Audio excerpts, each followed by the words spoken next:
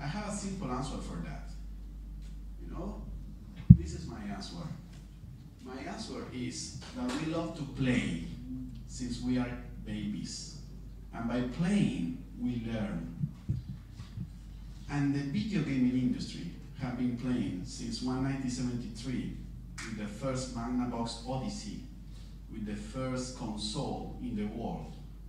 And since then have been evolving into an industry with 700 million players across the globe, where around 350 million are playing esports.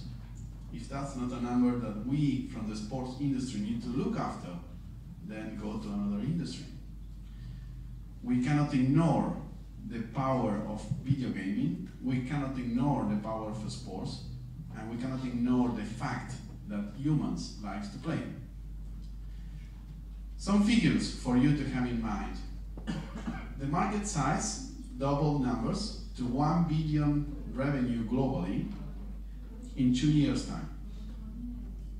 Tell me one sport in the world which is doubling numbers, season after season. There is no other, only sports. Obviously, it's starting from scratch. But go to any member of the Olympic Committee now in Lausanne and ask him how the numbers are. Take out the top sports.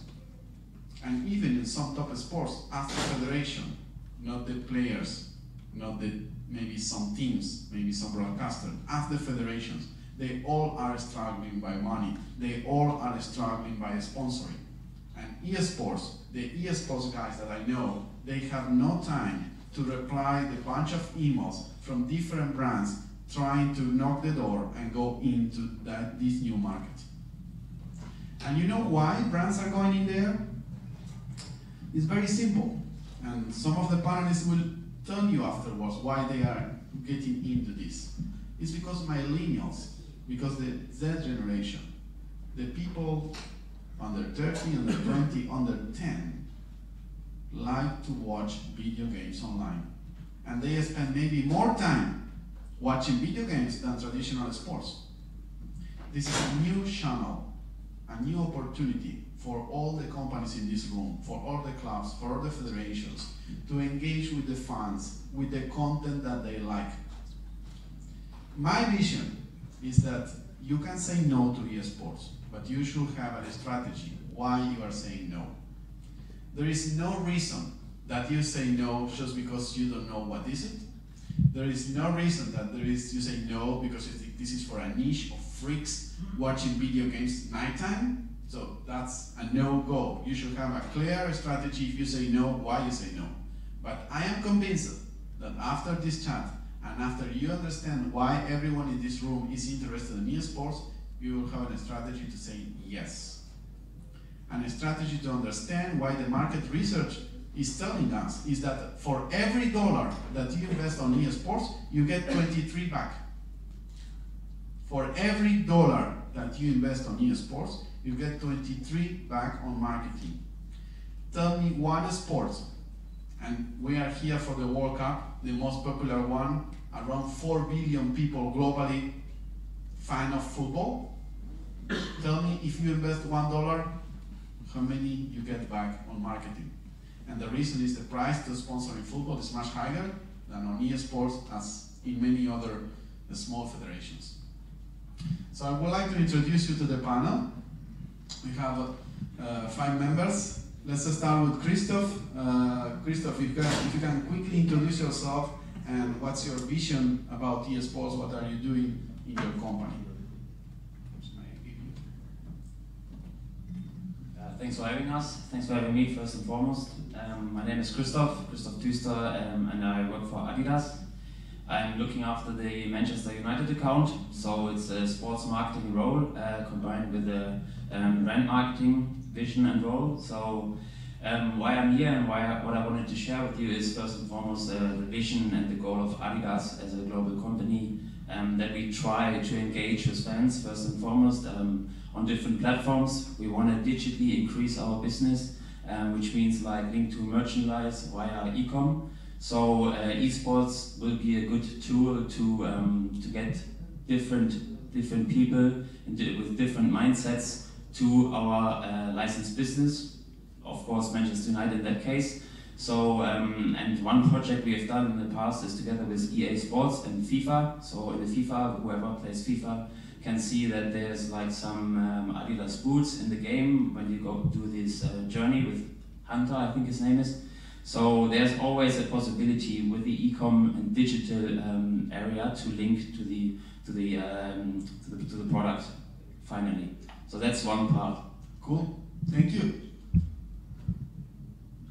Hello, my name is Svetlana Piku. I head global sport affairs at Weber Shandwick, which is a global engagement marketing communications firm. I bring a perspective of the sport industry, but also a global engagement perspective, both geographically, but also from all of the disciplines. We work with a wide range of companies, be it the brands, the federations, the organizing committees of sport events, the governments, bodies, Olympic committees, etc., etc. So their perspective probably not only from the proactive opportunity and the billions of either dollars or millions of fan community engagements that they're trying to make, but also what you need to be aware of in terms of issues and potential reputation matters if you were to engage into esports.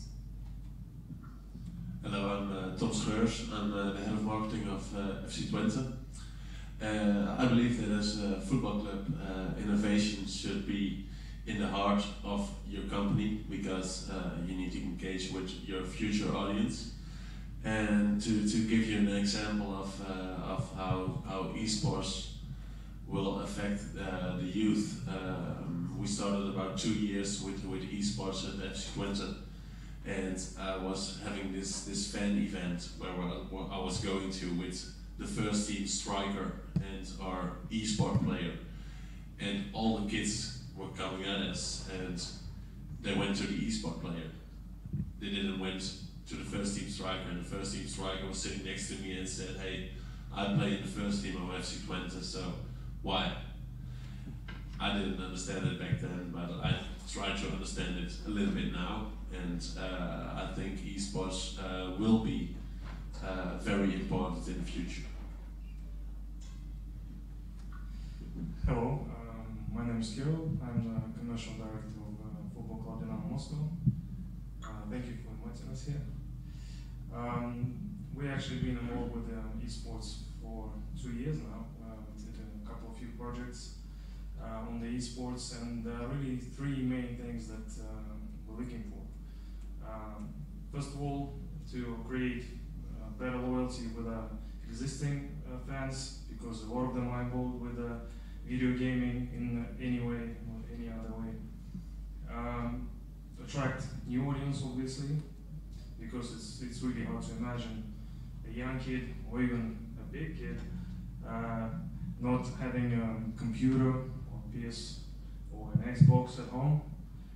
And one other thing, which is probably more interesting for me as a commercial director, is to create new opportunities, new instruments, and new products to monetize and attract sponsorship.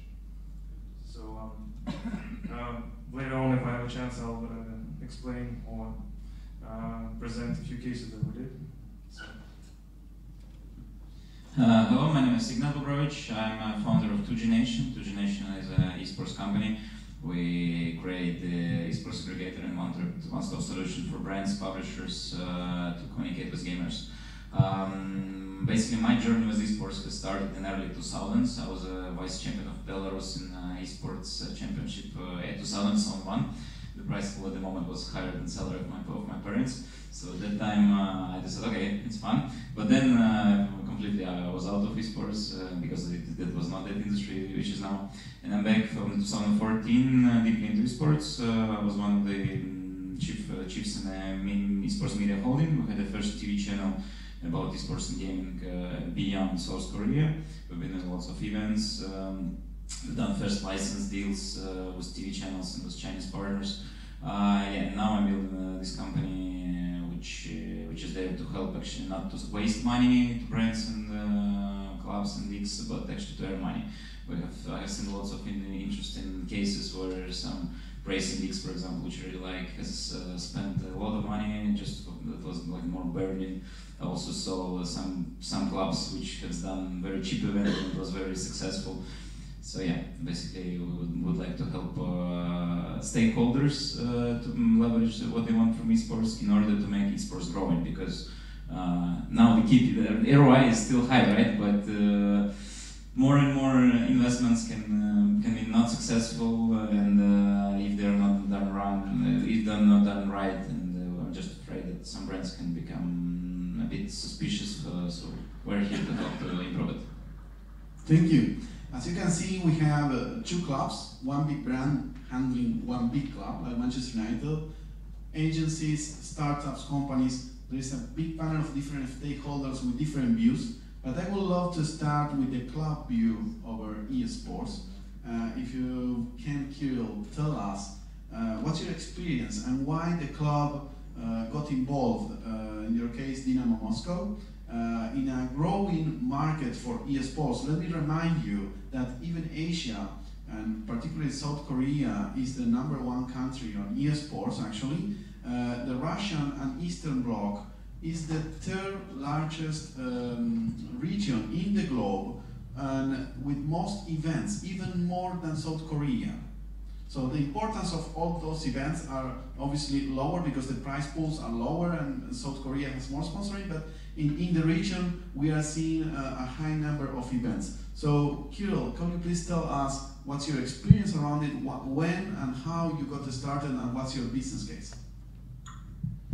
Well, my first experience with this was probably in 2015. We had a partner, which is a professional esports team, and they had invited us to Comic-Con in Russia, which is the biggest esports event happening. And we decided to do a show match between the esport player and the actual football player. It was my personally first experience when I visited the exhibition. I was literally surprised at the amount of people there.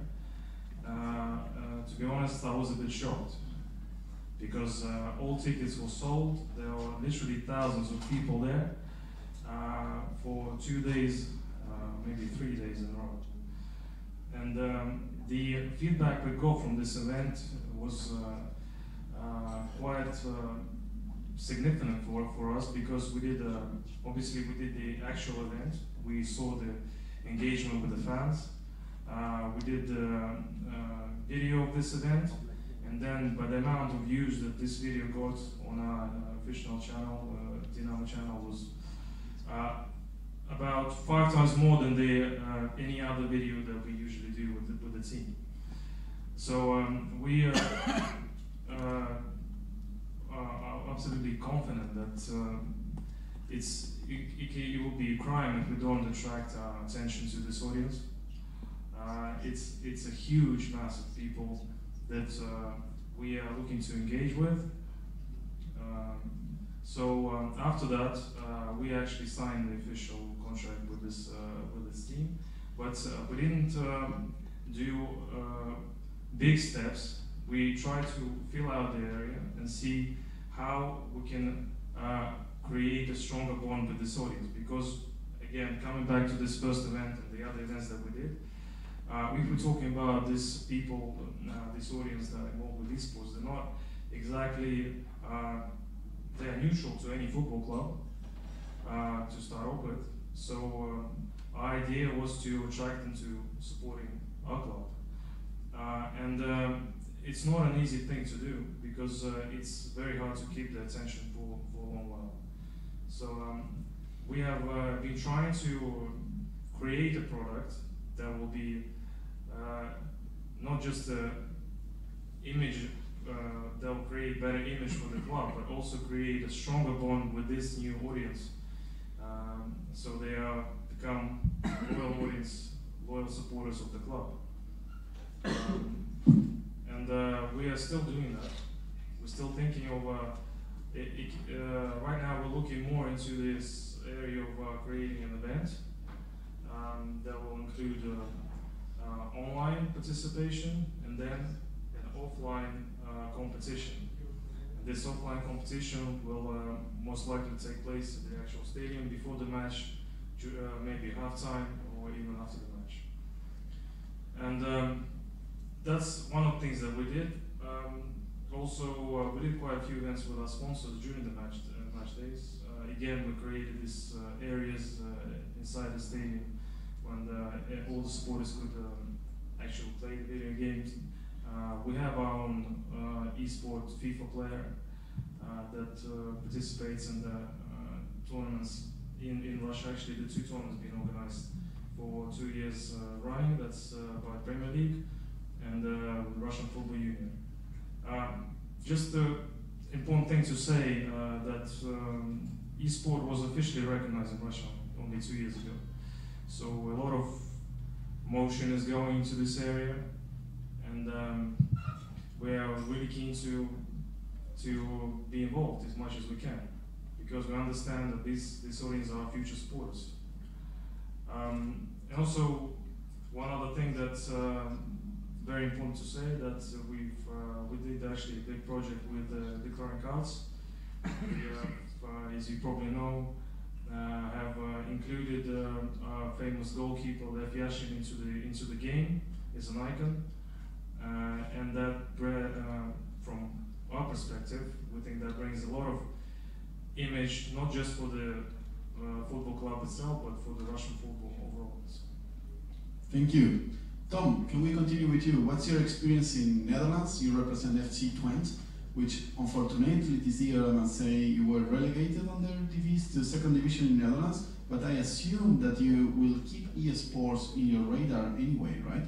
Yeah, that's totally true. We relegated, despite the fact we're the fourth club in Holland in terms of turnover, attendance, and social reach. But in Holland, the thing is that they started with the E division. All the clubs in the Eredivisie, all the 18 clubs had to bring in an e-sporter last season. And we set up this competition where the matches between the e-sporters were similar to the matches in the weekend in the Eredivisie. So when FC Twente played Ajax, or FC Twente eSporter also played the Ajax eSporter, and then was hosted live on YouTube and Twitch. And last season was an experiment, but in total there were over 5 million views on YouTube. So it was quite a success. And after the pilot, the sponsors came and they decided to move on and to make it a little bit bigger. And now it's still a competition between all the clubs in the top division. And since we got relegated, it was also a question for us as a club: do we have to continue? Because the first season we also had a player which was a fan of the club, but yeah, played like shit. And yeah, he was very at the bottom of the league. And we told to each other, this is not how we want to be in esports. We want to be, well, at least behind the classical top 3 in Holland, Ajax, PSV and Feyenoord. And also with esports, so we have to get better players. So we brought in this team, also with the first female esporter in Holland and I think in Europe, which got a lot of media attention. And the fans, we thought maybe the fans do not accept this. But in the end, the results came with the better players, and we were finished also well, I believe 4th in the E division. So we didn't relegate over there. And well, when the results come, also the fans will come, and the fans will accept the fact that your e-sport player is not a fan of the club. So we're still looking at next season and how to continue, because well, budgets are decreasing.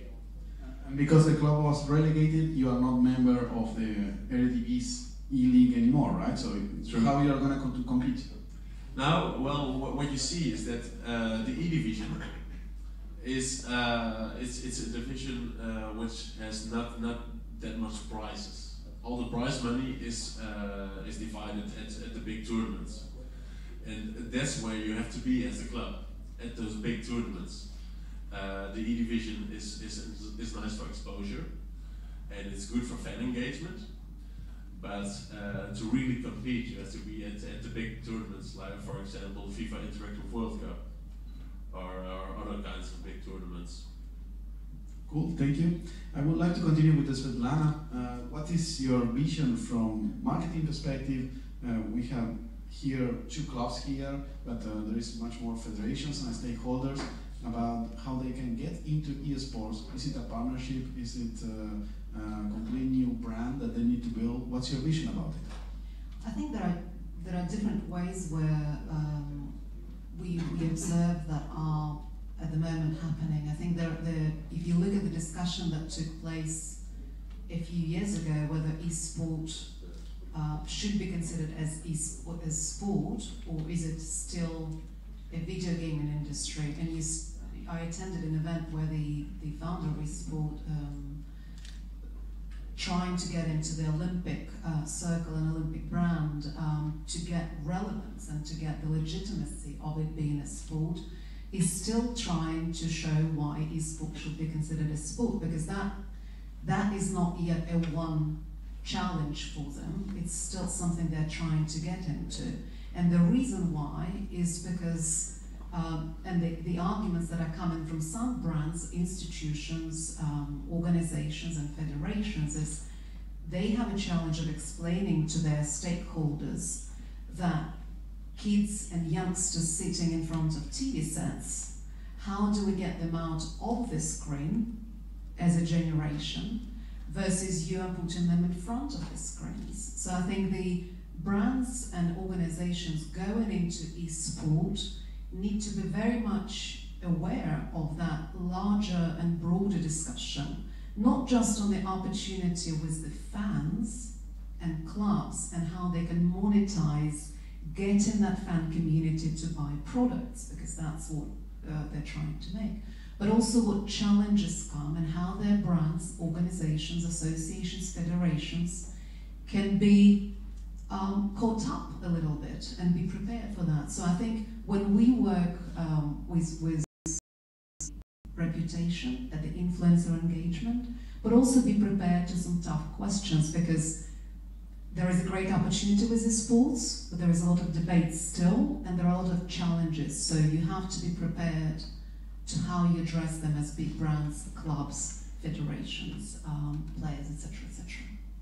Thank you. Talking about big brands, what's best than Adidas to talk about, right? A big brand on sports, very well known, very well funded.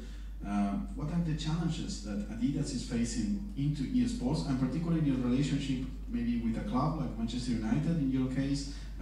What are you struggling? How startups, how companies can help you to overcome such challenges? Okay, you mentioned, excuse me, you mentioned the challenges. Okay, so the challenges might be like, as you know, Adidas is a big global brand, and there's a perception like where we want to tap into the game. Is esports something we want to tap into like a long time, and with what impact? So obviously the esports thing with what we did with United and Adidas is like the Boots connection, the link to merchandise. We created with EA Sports and FIFA together a kit which is like played in the game, which we want to monetize as well. So this is like one thing. The challenges on top of that is of course like how can we not get a bad reputation if we head into the wrong direction. This is the only risk we think of. But other than that, I'm really positive-minded regarding esports. Obviously, there's a lot of potential to monetize, as I said, but also to create hype. So good that we are here at Hype Summit to create hype with the fans around the brand, around clubs like Manchester United, And for instance, we work a lot with influencers like whether it's like freestylers, football freestylers, or from the entertainment influencer marketing business, which is like a rapper, for instance, Stormzy, UK led rapper, and we did like a lot of things with them to launch a Manchester Adidas kit. And this is obviously something, a potential you can put into the esports business basically as well, because it's a different audience, different people, different mindsets. It's another platform where we need to engage with the fans, and yeah, let's see what's going to happen in the end. Cool. As we see, it's all about fans, innovation, technology, a new ecosystem. I would like to share quickly, I represent SIP, I work in Head Entertainment Industries. We are sponsoring a team since this year. It's called Team Liquid, where we work with performance analytics to showcase what we can do on that sense. And about technology and innovation, I want to ask you, Ignat, why blockchain you think is going to be important in this area? Everyone is talking about blockchain in different digital transformation processes across industries, but on esports and fan engagement, how do you see it? How 2G Nation can help other actors? Well, before answering your question, maybe I would like to add something on top which has been just discussed. So first of all, to our understanding, it's very important that brands, clubs and leagues have managed correctly expectations and do correct things in terms of engagement, because from the 2014 when investment started to pour in, there were several approaches done by clubs, leagues, etc. They were very successful partnerships. Like, so for example, recently PSG with Chinese team has won an event, and in China now people know what does mean PSG. And at the same time, you have another, let's say, sports leagues which invest millions of dollars, just thinking that could just copy paste in what they have in traditional sports will help them, but it doesn't help. So yeah, and to add, I believe that clubs and leagues should think esports, but they shouldn't just run to esports, try something, and then forget about it for a couple of years again. So it should be a smart approach. And now going to your question about fan engagements and blockchain. Well, esports is one of the things which are part of the future, right? We hope that in Paris Olympic Games, esports will be a part of it. Although there are other questions which about the reputation, etc. Because most popular games, esports games right now, are about killing, like either Counter-Strike, take Dota or League of Legends. You still, it's a bit. So that's the problem of Olympics. I think that the moment when they decide which game is feasible to have there, it will be in Olympics just to bring audience. And about blockchain again, the blockchain is one of the parts of the future which provides people with opportunity to do something differently. And with the sports and with its fan base, blockchain provides possibilities to engage deeper with people with the fan base. It provides opportunity to track all the story, and to provide the fans with opportunities even to earn while being engaged into, let's say, events, etc. So, for example, what we are doing, we provide a way of building the system where people can constantly track their data around the sports and participate in the events, and at the end of the day to be rewarded by that. So, for example, some Adidas, for example. Right now we're doing actually event in Berlin. Today, just started like 20 minutes ago. It's Berlin FIFA E-Cup. So we just provide an opportunity for people, for grassroots people, to earn money on what they like. Because right now the thing is that, okay, Team Liquid is earning money, some 20 other teams are earning money, but what about grassroots people? And esports provides opportunity to be engaged and to become kind of professional sportsmen for every people, even with disabilities. And blockchain and esports provide the general opportunity to people to start earning money on what they're doing, to be engaged and to be deeply engaged with a team or league which they like. Again, people now are curious. Let's say we all know the problem with Facebook and data, and also blockchain provides the opportunity to store this data. The scandal which has been with Facebook and the abusements of the user data. And youngsters, millennials, are very, let's say, sensitive to it. And esports people, esports fans are very technology advanced. So that's also where blockchain helps to solve this problem. Cool. Millennials, eSports. I mentioned 380 million global viewers with a lot of producing hours, because this is digital and people is playing every day, not only on the tournaments. My question is the following to the panel. It's an open question. Actually, you mentioned that all of you somehow, particularly the clubs, has eSports players on football, which are reproducing what your main core business is, which is playing football games. However, let me say that from 380 million viewers that we have globally, only 1 to 2% are looking football games online. Most of eSports players and viewers and audience are not engaged by FIFA or Konami Pro Evolution Soccer tournaments. They look after League of Legends, they look after Dota 2, they look after Overwatch, and many other titles that you will see, Fortnite, World of Tanks, which is particularly a Russian, very popular game in Russia. So what's your approach? Are you going to get players in such games? What's your vision? Tom? Well, I believe that as a football club or as a big brand, you're becoming more and more a media company. You can communicate directly to your fans in all digital ways possible. And in order to do so, in order also to engage with the younger people who play a lot of more other games than FIFA or Pro Evolution Soccer, which has a natural fit with football clubs, I think you have to look at those kind of games maybe in the next couple of years. I think football audience is a little bit controversial. We noticed that at FC Twente, where when we started with esports, all the fans were saying, go home, kids playing on the PlayStation. Why do we need to do that as a football club? We just want to see football, real life football.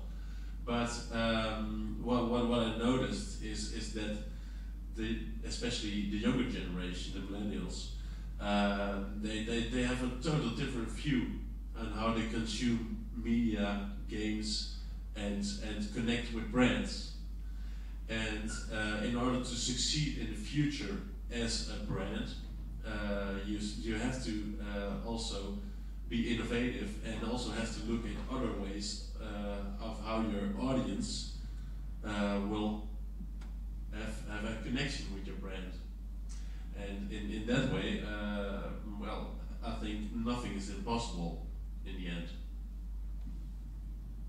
I would add also that not only a brand or a club is a media company, every single person now is a media company with all the social content you can post. So it's becoming for brands and organizations much more difficult in this respect. But I would also add in response to your question, not only and why people and younger generation millennials go to places like that rather than go into FIFA.com or others, because there is a very big mistrust in those organizations. If you look at the challenges and crises the international federations have gone through, it's the same with the government. There is no trust in bigger organization, in bigger things overall. So I think the reputation question and younger generation go where they trust, right? So I think it's a challenge to overcome, and the reason, how do you bring back that trust? There is also, for example, you see in that mistrust and why sometimes the challenge for, I work on some of the federations and professional leagues where they collaborate, and usually professional leagues have the innovation, have technology, have the e-sport. So how do you integrate that into a much more of an institutional way, in a sense, for an organization such as the IOC or the federations, is a challenge, because that's not at the moment where millennials go, because of the mistrust, because of also where they mix between themselves in the larger scale. And I think the global nature as well. I mean, you know, the esports in generally, there are some priority markets where it's growing, but it's a global platform now. So you could see, you know, a big splash in Russia in the interest into South Korea, into the US. I mean, it's all now one global platform. And that's a much more easy conversation for millennials than it's been for the generation before. And it's a challenge for brands, because can a club address the global challenge? Can a big brand address that global challenge of the global audience, online audience? I think those are the challenges. I'm coming almost from a perspective, it's great, let's look at the challenges, how you can address them, being in a different position of a stakeholder, brand, club, or an institution. Oh, sorry? Yeah. Just maybe to add, like, because you had the question before regarding the challenges also for the brand like Adidas that we are. And if you look at China, you say the viewership in those kind of esports video games is like so high. It's a different kind of audience. So the challenge, the risk is like, do we want to tap into that game? Do we want to connect like this kind of audience with Adidas as a sporting goods company? Because if, for instance, the e-game Warcraft, for instance, there's a lot of viewership in there, so that's a good and positive thing. But we as a sporting company, do we just need to connect with the guys playing sporting games in e-games, or is it also on top of that like Warcraft, the other games you mentioned? This is like something, the risk and challenges I was talking about earlier. Just the last, before I pass on, it's about your values and the genuine engagement. I think you have to ask your questions, is it a genuine engagement? Is my brand ready for that? I think to what you're saying, absolutely right. Just wanted to add about the other disciplines, as you already said. Obviously, from the beginning, we realized that the main audience are participating in the other games, and FIFA simulator was the most obvious way to connect with our audience through football. But again, as I already mentioned, we made a more or less strategy decision to cooperate in partnership with a professional esports team, again to get access to the audience that participate in other disciplines, for example League of Legends, Overwatch, and Counter-Strike. And that was our decision to feel through this audience, see if we can communicate with them and create this stronger bond that I already talked about. So this was our decision at the start of our e-sport way, if you like. Obviously, the most obvious thing to do in the future is to create your own e-sport team that will participate in different disciplines. But that obviously includes quite a lot of investments. So in order to do that, you have to understand clearly how you will monetize, how you attract sponsors, and so you can create this product that the sponsors will look into and join you together with your esports and with the club generally. So. Thank you. Yeah, just in my opinion, actually for brands it's much easier. I mean, for brands under esports, okay, just you need to set your target audience, the product you want to market, and then you go either club or esports team or league, or just sponsor the video stream. When it comes to sports club, I think it's a much more difficult story for sports club and sports leagues, because today sports clubs are more popular than the professional esports teams still, and they think that they have power, and for the next couple of 10 to 15 years, I think they might still have the power. But if you look into the figures about the viewers, when you take audience from 15 to 25, it was a US study, I think only NFL football in football had really much higher numbers of viewers. And then you go to, and then compare to hockey, to basketball, and the numbers are pretty similar. And there was also an interesting study that the people who don't care about sports, who don't care that much about sports, they will support rather the esports rather than traditional sports. This is for people up to 25 years old again.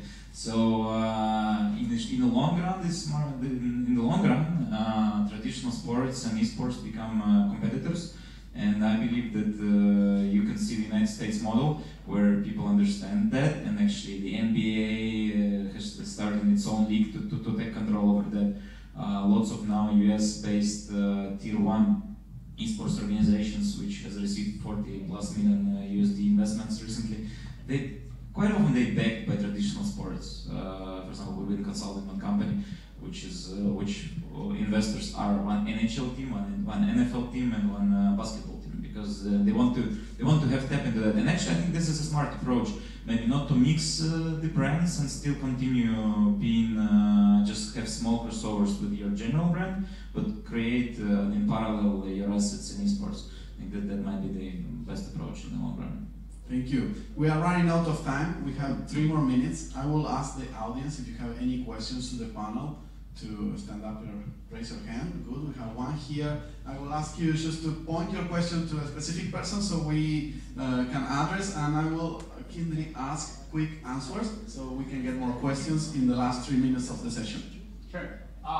This could be for either 20 or it could be for CSKA. Sorry, I know, you Americans.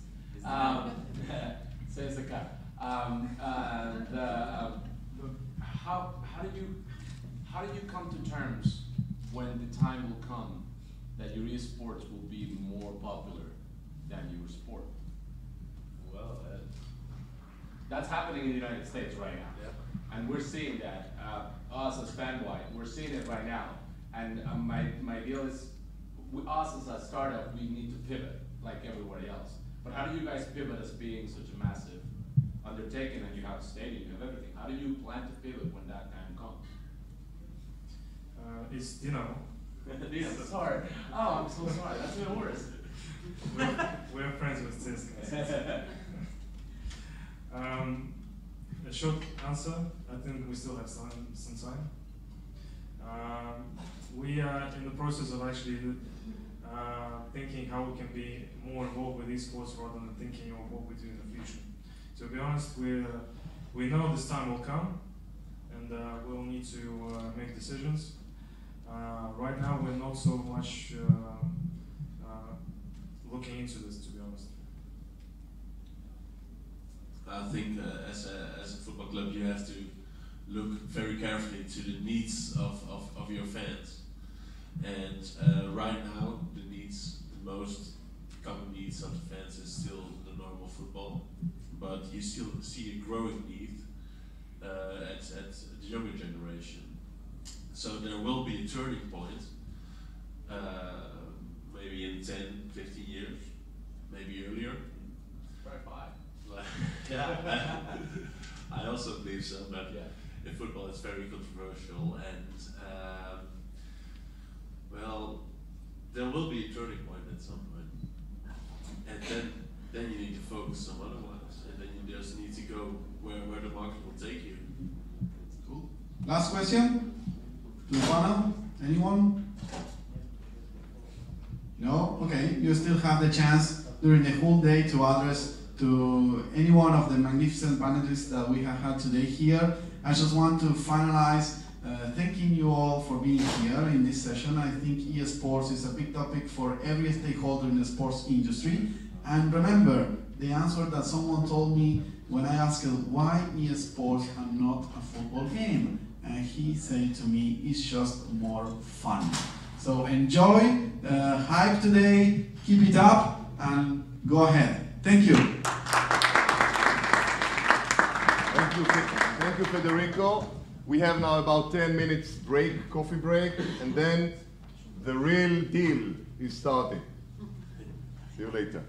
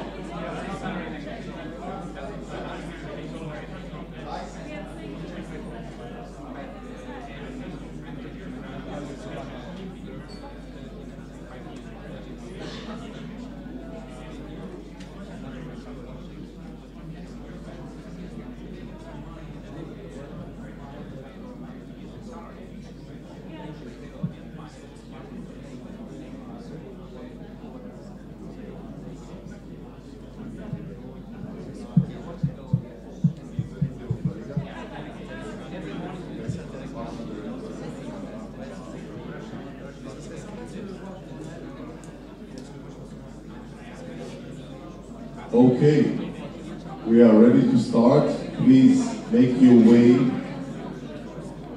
to one of the chairs.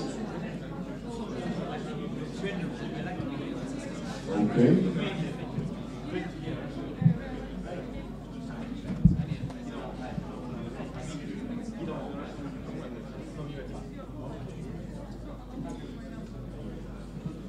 You can ask the people from outside to come in.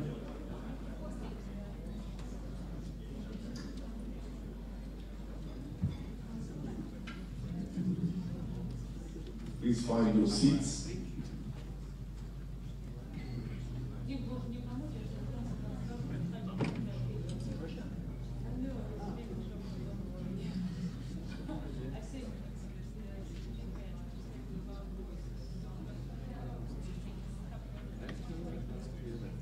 Дорогие друзья, здравствуйте! Приветствую вас всех сегодня здесь. У нас планируется большой праздник.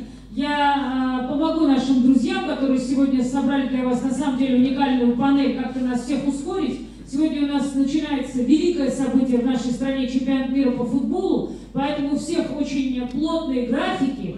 Я всех приглашаю зайти сюда, кто планировал сюда зайти и послушать о будущем спортивного телевидения. Вот все уже зашли? Девушка, вы там на контроле стоите, правильно? Все, и больше никого не запускайте. Сейчас закроем двери и начнем нашу панель. Молодой человек, вы еле прорвались, последний. Все, на вас дверь закрываем. Девушка, блондинка, вы меня слышите за дверью? Девушка? Да, вот вы главная. Как вас зовут? Настя, я вас прошу, вот там такой главной нету, можно ту дверь тоже закрыть? Потому что у нас, правда, очень уважаемые спикеры, и мы давайте сегодня, правда, интересно поработаем и послушаем о будущем телевидения, которое, на самом деле, зависит от многих людей, которые находятся сегодня здесь, на этой сцене.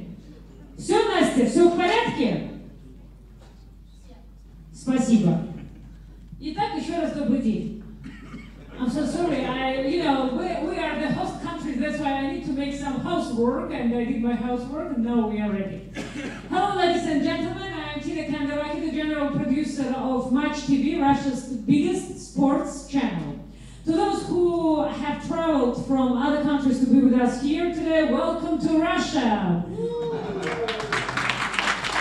And to my fellow countrymen, здравствуйте, дорогие товарищи. Добрый день. We are the Instagram generation. We are the Netflix generation. We are the Uber generation. But the question is, what's the next? We live in a super fast changing world where the technology is disrupting and challenging everything from the car industry to the media industry and even to the dog walking industry. And exactly the same is happening to the world of content. And in our case, of course, with the sports content. We are seeing huge and constant shifts in the way people consume and share content on a global scale. Younger generations aren't watching TV like previous generations, like we watched TV when we were younger. They consume content on their mobile and tablet device, very often on social media network, and they do this how and when they like. It's most important thing, I am going to underline it, how and when they like. The days of the TV timetable, unfortunately, are dead. It's now and all about finding the pocket of time in people's busy schedule and filming with engaging, personalized content for each person. If you look at the football club revenues from broadcasting rights, it's becoming clear that we are close to reaching its limits, which means clubs need to find new ways of monetizing content. So, what does this mean for football clubs and right holders? Which strategies should they take in order to financially survive? And who ultimately controls content? I think that this question should be the most important question for the all people who are involved in the media world. Who controls content? Now, well, ladies and gentlemen, we plan to find some answers today, and it's a great pleasure and big honor to moderate this roundtable discussion at the Hype Summit on the future of football. We have a truly brilliant group of experts with us today, so without further ado, let me introduce you to our participants. If I don't make a right pronunciation, please correct me. Ну, Дмитрий Маневич, сложно правильно не выговорить, marketing director at the Russian Olympic Committee. Good applause, it's always helpful in the morning. Guy Laurent Epstein, marketing director of UEFA. Philip Hasselbein, managing director at rankach Sport. Igor Krivitsan, head of the new media at Zenit. And Daniel Sergio at La Liga. Great. First question that really bothers me, because when I get this news I was amazed. It's a new era, I thought. As you all know, Amazon recently bought the rights to the English Premier League to stream matches. It was the first time when it happens in the history of the EPL. This is, I think, just a start. Are we seeing the death of the broadcasting right model? Let's start with you, I mean Guy Laurent Epstein from UEFA. What do you think? It's the new era of the media. Yes, good morning everybody. Well, it's a new era, or it's the continuation of a long journey, I would say, whereby we're getting to the moment where there is some convergence between the new consumption model, media consumption from the fans and from the people, converging with the ability that offers the new technology. And that's where, as you said, rightly, very loud voice, that people want to consume content where they want and in the way they want at any time they want. The beauty of sports, and that's where we keep our strength, is the live is the only way to really enjoy sports, and the live moment, you cannot miss it. The live window is very important. It's an appointment with you, that you are on the linear channel or on digital. You have to be there at the right moment. Compared to TV series or movies where you can do it when you want, you download and you watch it on the way. Where you want, live sports remains the most important. And that's where I believe the new media companies, because I think we should forget talking about broadcasters. When we're talking about the far bigger environment of media companies that are competing to attract viewers and subscribers, and actually basically whatever is the technology, it's not very relevant.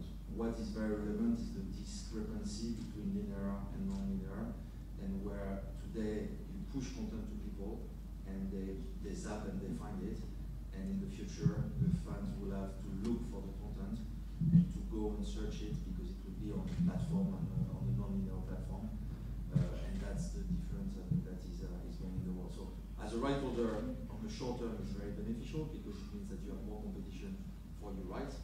Amazon is a direct competitor to Sky in that respect. Facebook will become also a competitor to them, with some rights as well in various territories.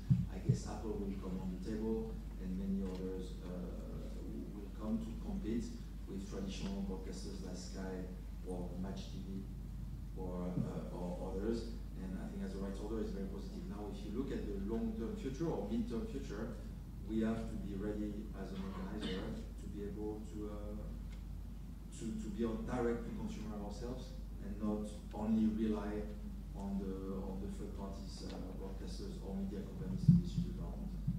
That's a journey we are engaging now to make sure that we are ready to embrace the future consumption of fan and the future of the media landscape. I completely agree with you that we are not talking about competition between TV and between, for example, Amazon. It's everything is media now. But I think that you agree with me that when the TV was the most big part of payment for the big clubs, TV was always dictating the quality of broadcast. Yeah. And if, for example, Amazon come on the table, if the big social medias come on the table, they have completely different view on broadcast. And one day, it was the first time when Amazon only bought rights and didn't dictate which kind of quality of broadcast they need. I think that next step should be when they will come and say, we need completely different broadcast for us. And what the clubs are going to do in this case. Take it? Yes, I'm interested in your opinion, and then I deliver questions to your colleagues. I still believe that you need football, you want to experience it on a big screen. I'm not saying on television, but on a large screen. So I think this experience of having a very high-end production for the high-end matches will remain. Because I mean, with Amazon, you have the Apple TV or you have a Chromecast and you push the content to your main screen. It's very easy and you have a great experience. In parallel, you'll have to cater for digital distribution of content with the right production for those additional devices that are mobile phones or tablets, making sure that it fits with it. I'm not sure today watching a football game that is done for traditional broadcast on a mobile phone is a great experience. How can we enhance that experience by doing a zoom or filming it differently to make sure that the experience on mobile phone remains important. Then you have the short-term content, that the snappy content that the people like to watch on digital on your mobile. Would you spend 90 minutes on it? It's not easy. Would you want to watch one or 2 minutes of a game? Probably yes. I'm still wondering on football how we do it, because the narrative of the game, it's the 90 minutes, and fans would want to see the narrative of the game. You want to see the full story. Basketball, for example, is probably different because you have 200 points being scored. You can have enjoy the few baskets that are scored, and not having the full game because you want them to enjoy some hit points that are there in football. It's well, you want to have the full matches because it's more exciting. So it is work we're doing on the digital production, and there is a lot of things here that could be interesting for that remote production. But it's mostly, I would say, for a second-tier competition. When you talk about the World Cup, which is probably the subject of everybody today, when you talk about the Champions League, when you talk about Euro, we will carry on doing a very significant quality of production to make sure that fans can enjoy it on their main screen. And then, of course, the data and all this will come in parallel with that. That's very important. I saw here a nice startup, I don't remember the name, but what's the difference between this startup and us TV, regional TV? They have only one window, it's not 10 cameras. And when I asked them, is this technology cheaper? They asked me, yes, of course, this technology is cheaper. And before it was, competition between TV and between right holders, because right holders put a high price, we put a high price on TV broadcast. And it was always like this. But now these new technologies, they created new technologies so that it can broadcast much more cheaper. And that's why, it's fantastic for whom? Depends. It's not good for TV, but I'm completely agree, good for the people, for the audience, because they can get a different kind of content with a different price and with a different picture. Well, it depends who gets the margin. And then, that is a nice question, an interesting question too, because in that case, of course, the guys who create this startup, because they were more interesting for the clubs. Clubs can take only this technology and make broadcast of all games, including the training games that they do every day. Well, if I carry on, sorry guys, and then we close. No, I think we will give the opportunity to fans to watch more games, and maybe some regional or second-tier games that they cannot watch today. And that's the beauty of this kind of technology, remote production with 180 cameras, where you can zoom, you can deliver to communities that are interested in regional games or grassroots games or smaller competition. You can deliver the ability to watch those games that today you cannot watch. And this is thanks to those technology where it's a very cheap remote digital production, and you will distribute it via digital platforms only. For the high-end competition, I still believe that you will need to put in place a significant production, because you want how do you call that? The holistic understanding of the game, with the focus on the key action, on the key players, on the reaction from the fans. You want to be able to access all of those content. Yes, thanks. Hello from my side as well. I agree with what Guillaume was saying. Yeah, I do. I think the challenge is that we throw a lot of things in the same basket. We take high-class products like football, World Cup games, and niche products. Say young people and the older people. There are so many different baskets we have to look separately. And I believe, I'm convinced what Laurent said, that TV is not dead. So linear TV is not dead. So a lot of people are still watching TV. If you look at the behavior in Germany, still the average Germans, I would say most likely will be the same everywhere, watch around 3.5 hours a day TV. So there's still an audience, and I believe for this audience, just name it 30 plus as an ager, they will watch high-class products, live content via linear TV, because that's maybe the only device they are using. But I totally agree that if you look in the younger generations, mostly the girls and boys 15 to 20 years, they only watch 15 minutes live football in average, so you can see it will change. It takes some more years until this will have a main effect for the TV station, and therefore the business model as it worked out from the big rights holders as of today will stay in place for another 10 to 50 years, but everybody can see the horizon where this will change. Therefore, I agree what Guido was saying. You have to think in advance, and I think one of the best examples of sports organization who already have a vision how they can reach young fans in the future, for me, is the NFL, because they have their own OTT platform, they have the league pass, so any person around the world who want to watch any NFL game, it's possible to buy the league pass and have it on their own device. And so they always offer media linear, they have clips access, and they always have the possibility. It's always a question of the pricing, but the live content is available around the world by the NFL itself. Philip, we were just talking about how the audience 15 to 12 can watch matches before we started our panel, and I was a little bit confused because in that case, let me explain please, because I don't know guys, I think it would be interesting for you too. When we're talking about keeper sport, and the keeper sport has the same rules like original matches, and kids are playing, and the price, yes, kids are kids, yeah, I hope so. Yeah, they should play, and that can play 90 minutes without any interruption, and in that case they are not bothering, they are not wanting to watch matches 20 minutes, how it can connect. If they can play 90 minutes where they can watch original matches since 90 minutes. They can, physically, I would say, but you have numbers in Germany. Yeah, for sure they watch live games as it is a family event, but if they watch it then on linear TV, but having their second device in their hands, they do other things at the same time, I would say.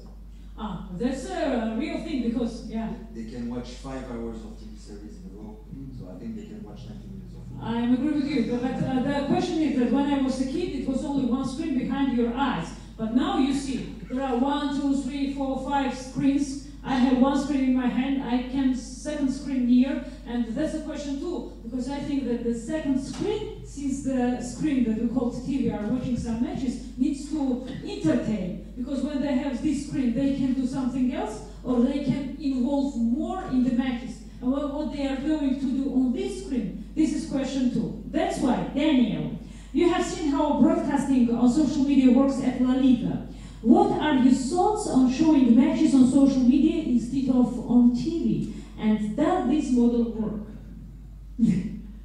Well, as you may know, we are the only league in Russia that is not broadcasted in match today. Well, it is some matches, but not because of our agreements, but because of supply. I know, it was a very tough question, yeah, I remember. Everyone was asking me, I was thinking that it was my fault. Let's tell people that it wasn't my fault. Not our fault. You know, it's not my fault, yeah. Because everybody, everywhere where I was a kid, they asking me, why you don't buy this La Liga? Yeah, I was saying, it's not me, guys. I love La Liga. Actually, I wasn't working for La Liga when Match TV stopped broadcasting La Liga.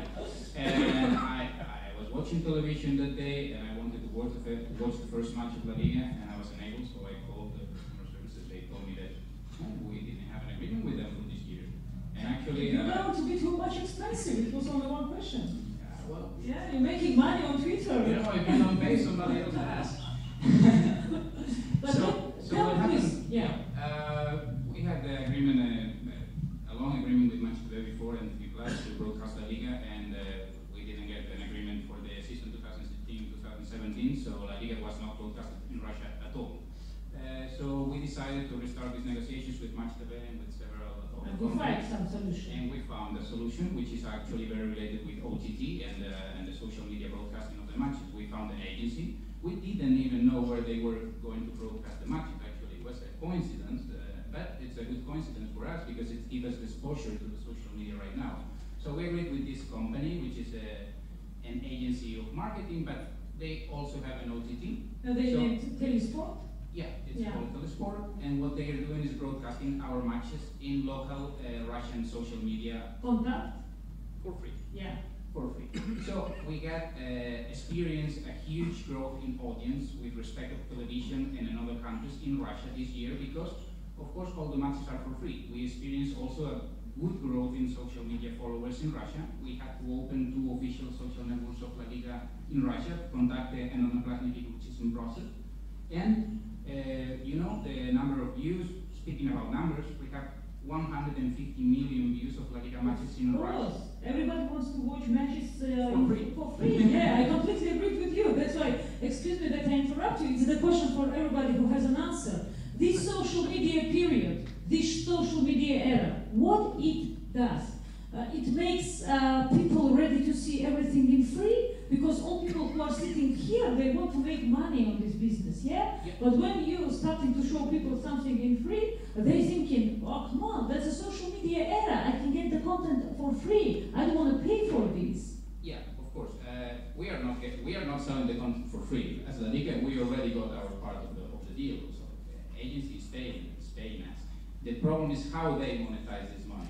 So, and I guess, and my idea is that during the first year they are growing their social media audience hardly to get agreement with the sponsors, and also they make a license with television channels and with another channels to broadcast some of the matches.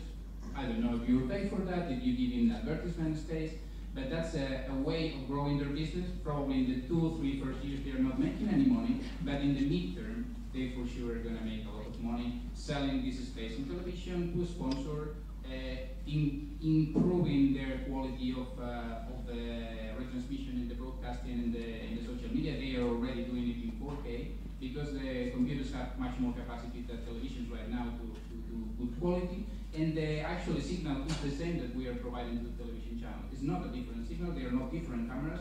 It's exactly the same. Yes, I love to be an optimistic too, but I have a question. When it's only it's a deal with one window, like with TV. With one window, it's easy to negotiate because you can make the rules and everybody are following to these rules. But now there are different windows. All social media services, they had their rules because they have a completely different audience, the behavior of audience. This audience wants to tweet since the match, they want to communicate maybe with the football players. I saw the startups when they offer me, let's show only one leg of Piqué, because there are a huge audience of the Piqué's fans who wants to follow only his leg. And for this, we should change the broadcasting rules. And for me, it's the biggest question. If you have an answer, please give it to me. And then, Diva, starting with you, I want everybody answer on this question, because it's interesting. It was easy to work with the content that was stabilized with the rules. But now this content needs to change, because in ordinary content, in entertainment content, audience wants to feel that they are the part of content. They want to feel how content is changed by their influence. In sport, it's a little bit difficult, but sport needs to change too, because it's about entertainment too. What we've seen in social media is that we have much more interaction than of course in the TV. When you see the broadcasting in Contact or in Odnoklassniki, you have the chat. You have interact. You can speak even with the actual host that is speaking. Second step, they will want when the football player is sitting on the bench that he will be part of this chat. Yeah, that's going to become a little bit more NBA, but of course we have to apply some rules to control that this is happening, because at the end of the day we want to keep the sports a little bit traditional as well. We will never be NBA in this terms. They have a very, very long-term developed model, and probably we will get to that in 30, 40 years. But at the moment, football is not prepared like I said about like baseball or like NBA or like NFL. It's a different kind of a sport. So we still want to keep the tradition of the sport. We will implement technology slowly, but still implementing it. But getting to the point to speak with Messi while he's sitting the bench or playing the match, it's going to be for now expensive. a little bit difficult and expensive. Yeah, Expensive he's not a cheap. more money. He's not going to do it in free, I think. Yeah. Yeah. I think it's interesting discussion. I think it's the right way, and for sure at the moment still the rights holders and leagues are defending their model in tradition to selling broadcasting rights in a traditional way. I agree, and they are playing a little bit with the fire, giving live content to social media and to see how this is working. And you can see on the print market what happens if you give content for free. So they ruin the full business model. So still you cannot make any money with printed content in Europe. So I think with the live and video content, so the rights holders say, okay, we need social media to market our content and try to find a balance what they want to give out free to increase reach and the interaction. On the other side, where's the paywall where they still can make money via subscription or via sponsorship. And I think every sports organization tries to find their own way in this one, and everybody looks what NBA and NFL is doing because they are the most prominent ones and the most advanced one, I would say. But I think it's very interesting to be part of it, and I agree. If for Russia, an agency buying the content and selling it out for free, it's hard to go back to it was drama. You cannot imagine which kind of drama it was. Yes, and Tina explained that. He just explained to me that the generation say, okay, if it's once for free, I will never pay for it again. So you really have to balance it. And La Liga's right; they didn't give it for free, so they gave it to an agency who was paying for the content, and they are distributing in a way they think it's good for them. And for sure, if they don't go for subscription, they go for advertising model. They'll find a way to monetize it. Yeah, or they go bankrupt. We have seen both in the past for a certain agency, so let's wait and see. But it's playing with the fire. Yeah. Let me ask you something, because you are the guy who are in charge with one of the famous Russian sport clubs, football clubs. Content must always be engaging and interesting to watch between the first few seconds. In this case, I agree with participants. Otherwise, people will switch off. How easy is this to do with the sport content in your case? Because Zenit is always doing something specific, and how you monetize this? Because I mentioned that Zenit is doing a lot of videos for Twitter, but as I mentioned, this is not commercial, and for the different social medias, you are making a different content. I mentioned it, not a lot of clubs in Russia doing this thing. It's for what? It's you putting this money to make satisfied your fans, or maybe it's another goal in this. And I'd be keen to hear your opinion as a head of a new media of Zenit Football Club. Igor, please. We're just doing that to have fun. That's the answer. No. But you put money in this. No, absolutely. That's it costs you. I would say that our perspective is a little bit different if we compare that to the league level or even to the UEFA level, just because challenges that we have are a little bit different from broadcasting, and obviously we want to target the same audiences. We want to engage youngsters, millennials, whoever they are, but the tools that we operate with, they're, well, I would say limited, just because it's not us who sells the rights for broadcasting our matches, and we have to, I would say that the biggest challenge for us is not to bring those kids or whoever they are to watch our games, but to make the image of our club, what we do, more entertaining 24/7. And social media, if we talk about this particular tool, brought us to the idea that everything has to happen immediately, instantly, and obviously we had to change, because I remember when I came to the club almost 8 years ago, we would say I had to produce 1 to up to 5 tweets per day. Now it's about producing the tweets almost every 40 minutes, or even faster, quicker when it comes to the games. Same with video. If we're talking about VK or Facebook or whatever, we have to be quick, we have to be effective, and we have to build a story around our team. As for monetizing, well, again, we have different sets of ways to monetize what we do, and it's not just about asking our fans to pay for something, because it doesn't work this way in the Russian market. And obviously, even though we're the best of the rest, we're still limited to the Russian market. We're not that international brand yet. We want to be there, but we're not Manchester United or whoever. We expect that in some years, hopefully, the sports results will be there, and if we keep growing the way we do, we will reach this level. But it's quite hard. But we have a financial fair play that leads us to find new ways to monetize, to generate this revenue for our partners. So that's why we have those logos. And of course, sometimes we produce content for the different platforms in a different manner, just because the way you consume an Instagram video or post, or the way you consume tweets. And we really love Twitter. That's our famous thing, because we love to make fun there, make jokes, some banters. It's just about the way people consume that, the way they perceive this content. So we're trying to shift, and we're trying to basically follow where people are. It's not about finding new spots or opening new markets or whatever. Our, I would say, advantage is that to some extent we're not NBA or NFL or whoever in the States, and we're not going to be there. It's just because they're way ahead, they're way more advanced. So we just have to follow their steps to some extent and do what they did, and not to make the same mistakes as they have probably done before. But let me ask you something, and I want everybody to answer on this question. Personalization that you are talking about, in my opinion, is critical. Why? We need to deliver the right content to the right person. Agree with this. It costs, of course, and how can we personalize on a mass scale effectively? Because when you say about Twitter or about other social media, I can tell you that the audience is decomposing. Every second, everybody are going somewhere. Nobody are listening us carefully. Somebody are tweeting, somebody are chatting, somebody are doing something, and we can't stop them. They are doing it every second. In that case, everything from localization of international content to different messages to different age of groups and etc. Yes, it's very important, but it's very hard.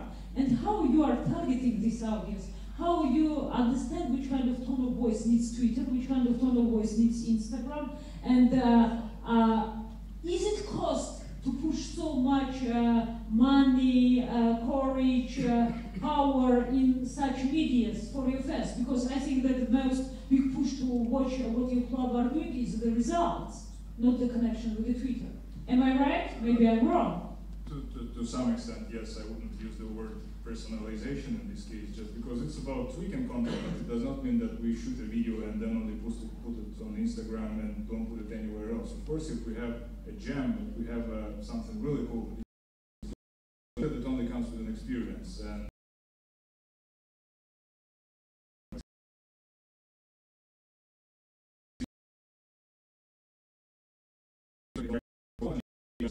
I don't know, a picture and a link to the Spotify playlist with the top 50 hip-hop songs that are, popping up right now everywhere. That's okay, and people will react to that. We don't have to be limited to the game. We don't have to be limited to the stadium, to the players, and so on, so on, so on. We have to be wider. As a Zenit, we had this privilege before, just because we are, one of the pillars of our city.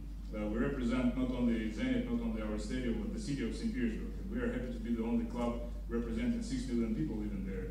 Now we're trying to expand it, and we're trying to represent, I would say, what people of Russia are thinking at this particular moment. So it's shifting, it's challenging, and the best advice I can give you on that is just follow the people.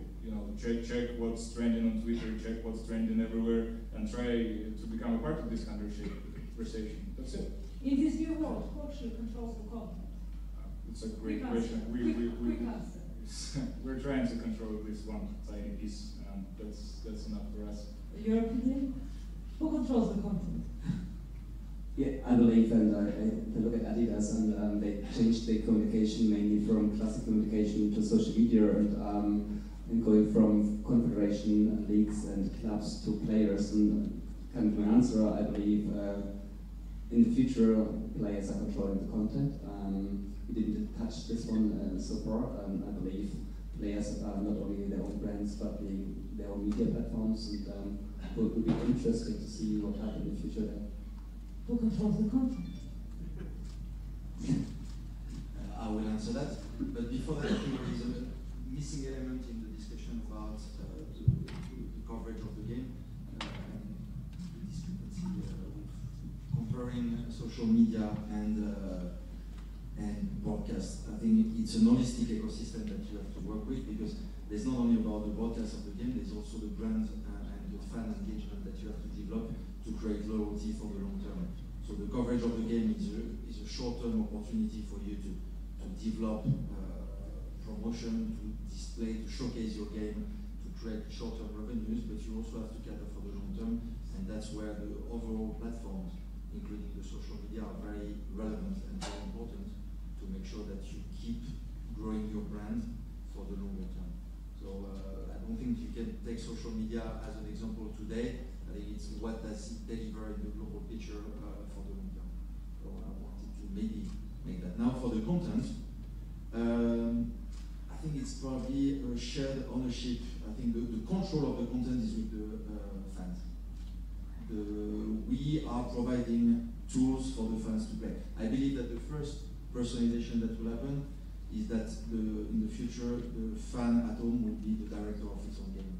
He will have access to all the cameras and will be able to mix the way he wants to see the game, maybe focusing on one team or one player, on one type of action, but I think the control of the production of the game or the direction of the game will be with the fan. I think that's for me the next one that will happen rather than other type of personalization. Who controls the content? I totally agree with that. I think fan controls the content, and what we are doing is providing them with tools, and we are putting together the teams and the leagues to provide to the fans whatever they want to hear, whatever they want to watch. Also, personalization, customization is important. For us, for La Liga is actually one of the pillars of our strategy. We have developed an international project with 50 people. I am the person, for example, in Russia. We send these 50 people to 50 different countries all over the world to localize and personalize the content in social media. Not only the content, but to have a personal relationship with the country.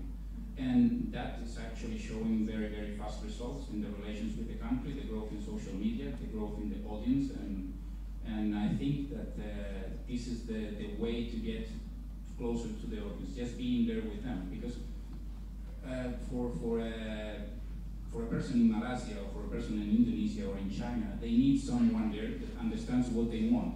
And since we generate global content from Madrid, we need to adapt this content to all the countries we are working with. And that is impossible to do from the headquarters. So you have to have one person there to understand what they want and to provide them with what they want. Dima?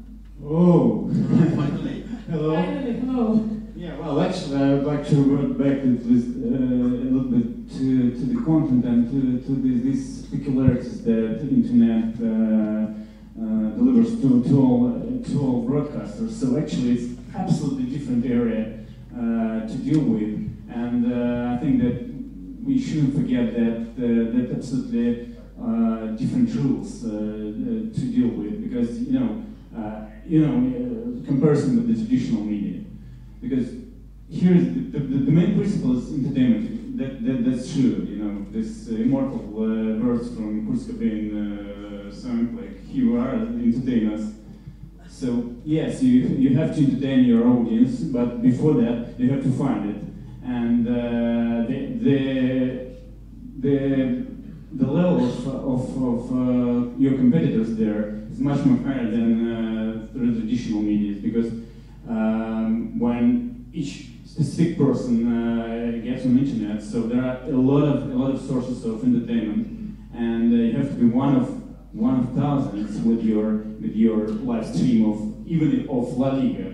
Sorry for that, but still, there are a lot of other channels of entertainment, and therefore you have to operate with these specific rules, and one of them is being interactive. So comparison with traditional TV media, so here you could be much more interactive. So that's reverting back to your point, to several screens that you have during the live stream. So one is for video, for some details of the play, and second for statistics, and the third one for communicating with other fans and with, for instance, with other competitors.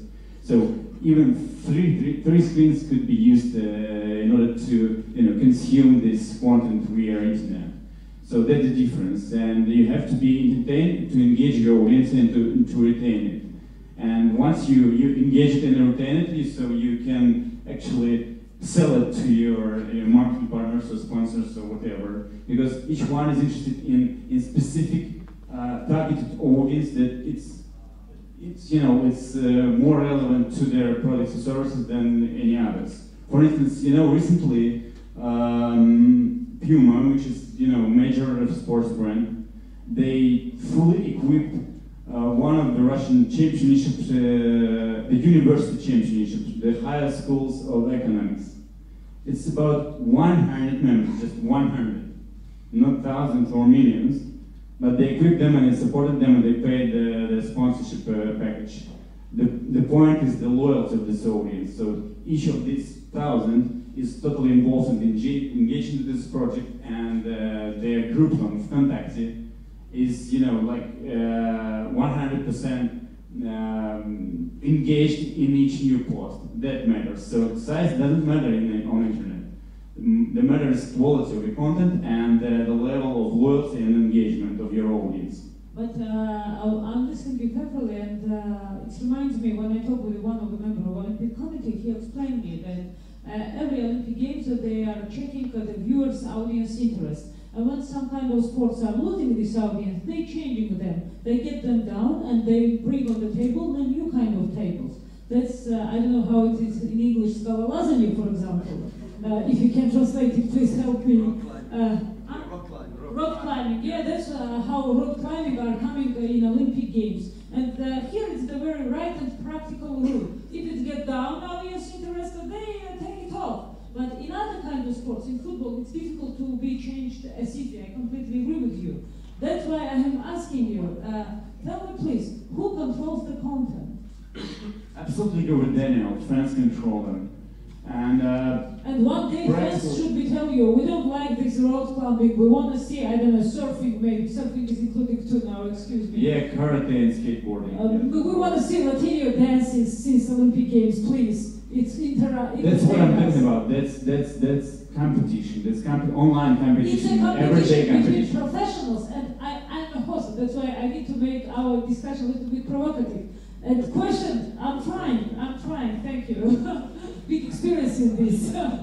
And the question is, it's the competition between unprofessionals and professionals. Between unprofessionals and professionals. Everybody who are sitting here, they are professionals. But when you engage your fans so much, they feel themselves so important that they can start to dictate. And in that case, you start to communicate with the people who are unprofessional. It's biggest confusion and the question for all people who are working for industry. For example, I am a journalist. To make some article or to make some report, I need to be educated, I need to be experienced, I need to have a job where somebody should request me to do this article and to work with this topic. Now, in the nowadays, I only need to have a phone. No matter journalist am I or have I job or something like this. I can report any news from any place in any time. And maybe I will be first than any journalist. That's the point. That's the point. That's the problem.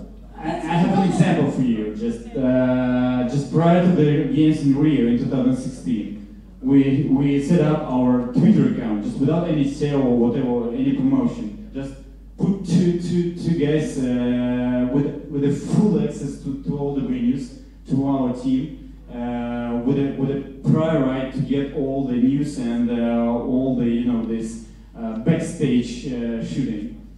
And that will result in 163 million views per this month. 163 million of our posts. So that means like 5.3 million per day.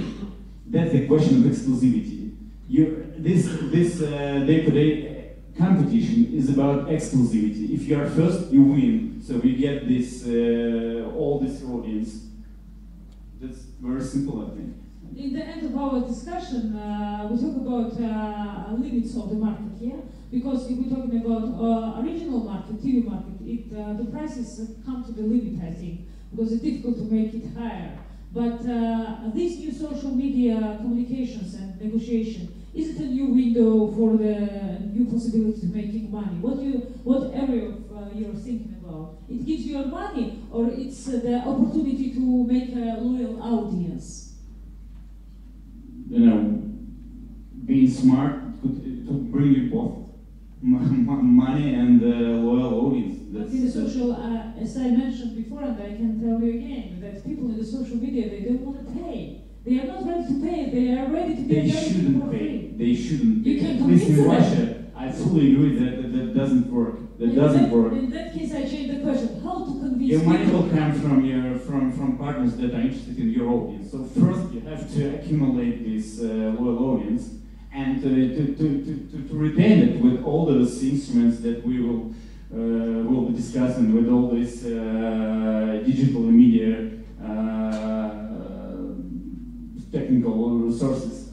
But actually, you know, the point is that once you attract this audience and you have it, and not only, you know, collect this big data, but analyze it and have this particular stats that are interested to your particular partner, so you get it and you get the money. Your opinion? I kind of disagree that people in social media is not ready to pay. That depends on the product that you're offering them.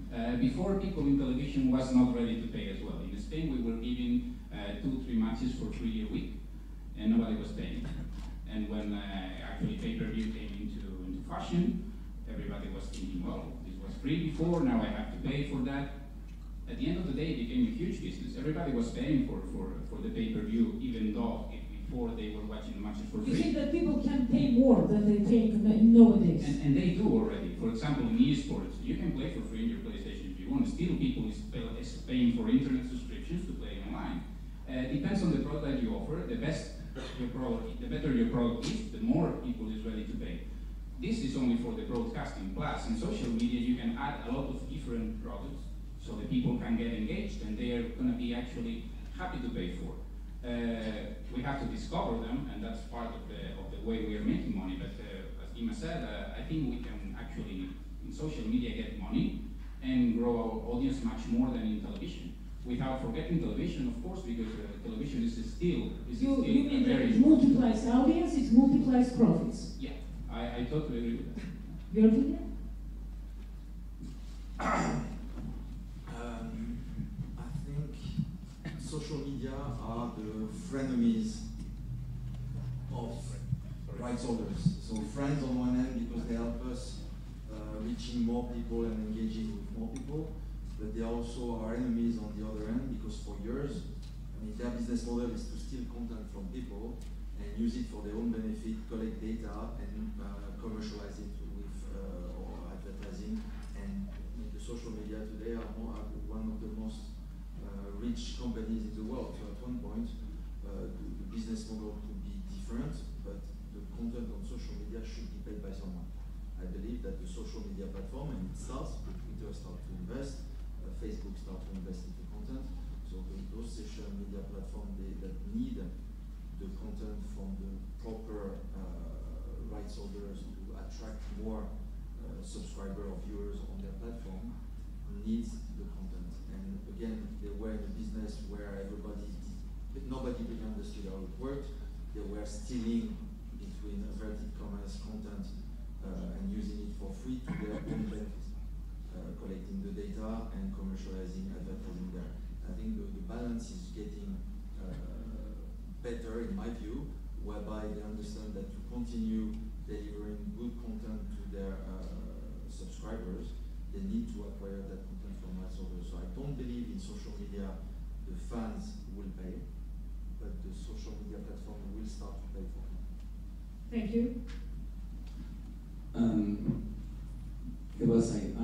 In general, I agree what the colleague from La Liga said, that in social media the new generation is ready to pay. So if you see the esports, for example, as you said, it changed totally the system.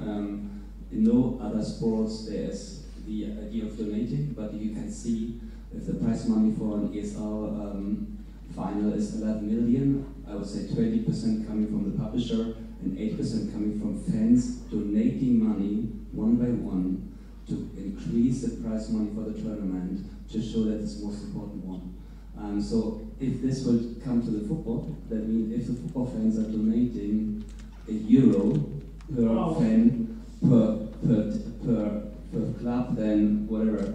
If Manchester United has 700 million fans, everybody is donating $1, they double the revenues per year. They can donate to whom exactly? To whom exactly They they donate? donate the football club. Well, of course. Yeah, for you. You're talking about Twitch, yeah?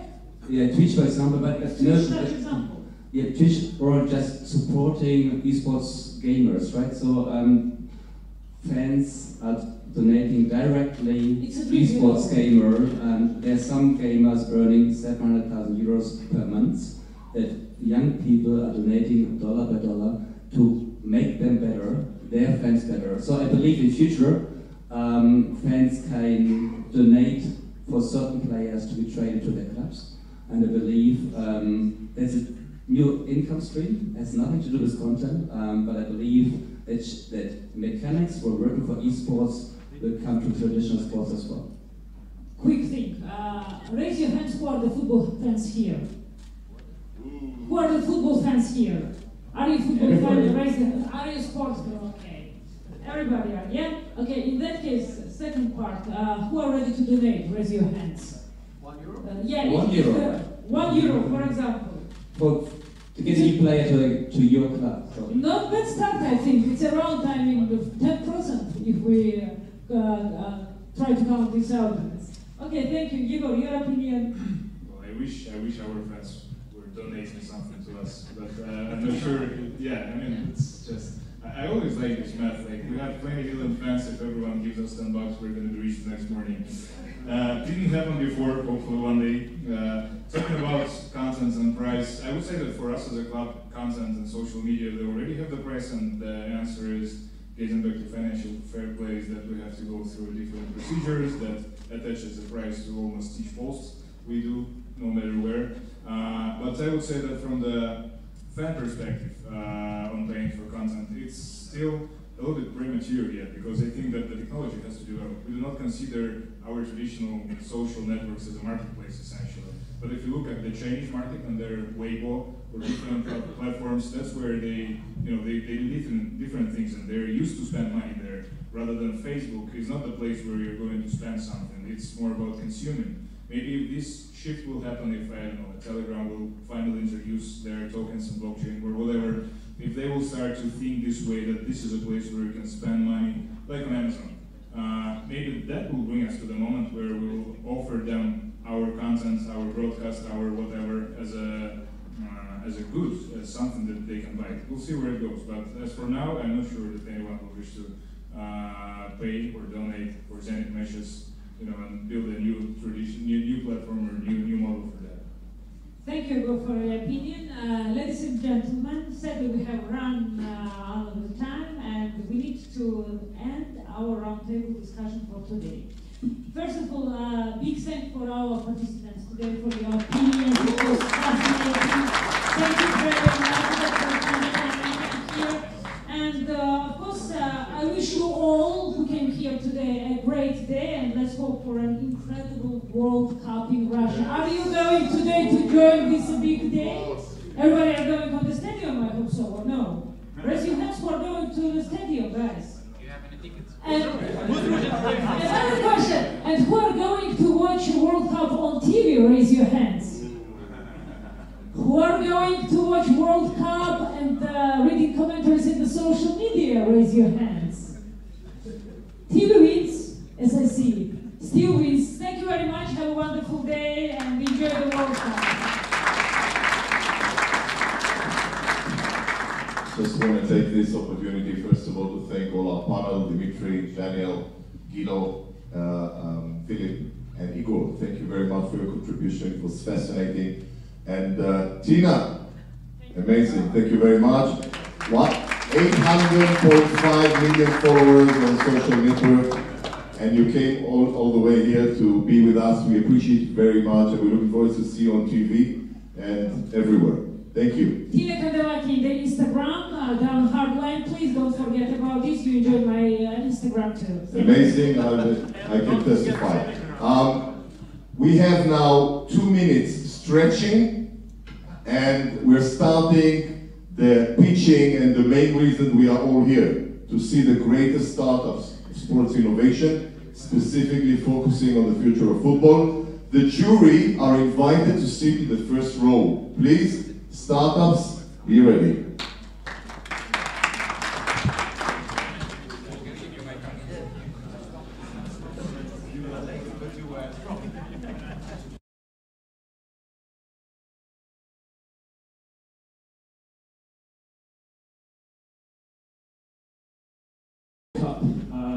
What we've done is analyse about 10,000 professional penalty kicks from around the world, from all the major leagues, and combine that with our technology to enable any footballer in the world to benchmark how their skills compare to some of the best in the world.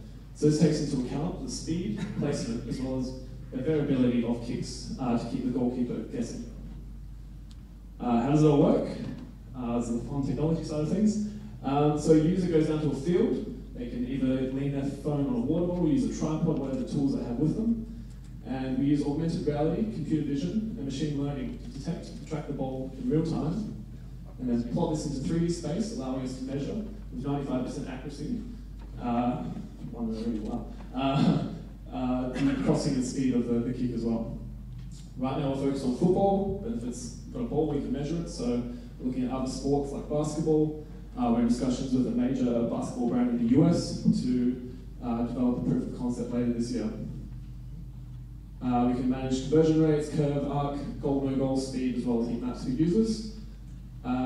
We've raised $2 million to date. We've secured major influencers for the World Cup, which we're releasing our app in the next 2 weeks, which is really exciting.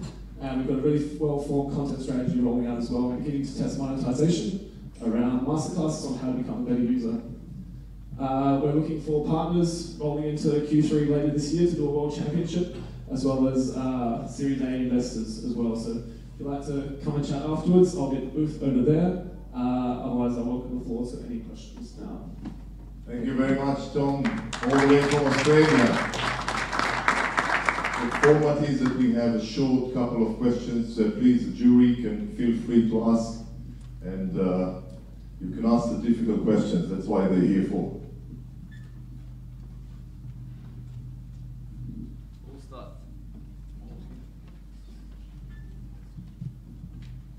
What's the impact of your technology onto a person?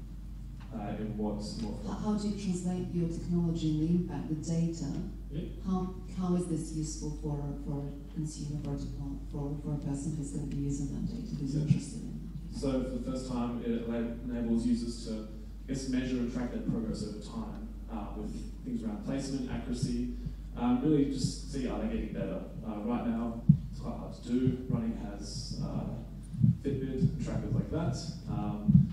For football, there's very little things. So it enables them to benchmark against other people, seeing how they compare to other people around the world. I know as a kid I was very curious. I didn't have access to this kind of technology. But you can also see how good do I need to be to become a professional as well. Great presentation. What's the business model behind the app? Yeah, so we're beginning to test in-app purchases around masterclass programs. So 21-day programs enable you to become a better kicker. So this takes into account psychology, injury prevention, technique, plyometrics, and this has been developed with experts in this space as well. So we've had high interest from our beta testers around this. We're also looking at partners around World Cup tournaments, so paid product placements within the application, sponsorship of leaderboards, also exploring app purchases as well around enhancing the sort of tournament gaming experience as well. Sorry, you're going to license the app to tournament organizers, or the user can just download and subscribe somehow and pay a fee to use it? Yeah, we're looking at both angles, more so on the user side. We have had some preliminary discussions with clubs around running sort of white label tournaments as sort of a fan engagement tool. So this is also the things we're looking forward to in later this year after the World Cup, is what is the best sort of strategy coming forward once we've release the product to the world and people sort of see what technology can do. Okay, thank you very much. That's all we have time for. Thank you very much, Tom. We are now inviting the next startup, and while Morten is getting ready, I want to do a quick just introduction of 30 seconds from our jury. Kirill, maybe you can start. Yes, hello, commercial director at Football Club in Moscow. Yeah, Bernd Wahler, I'm the chairman of the board at Hype.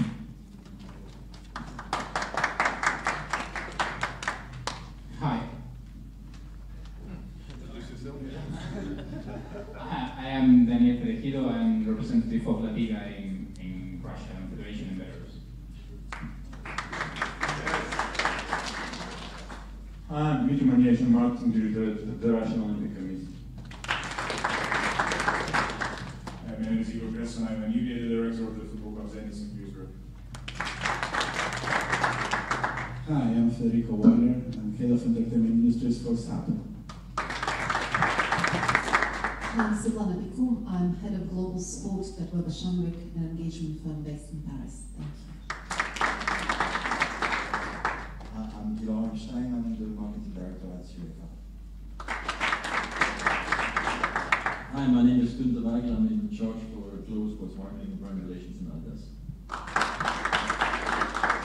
Hello again, my name is Philipp Hasenborn. I'm responsible for all football operations in Europe for Adidas Sports. Thanks.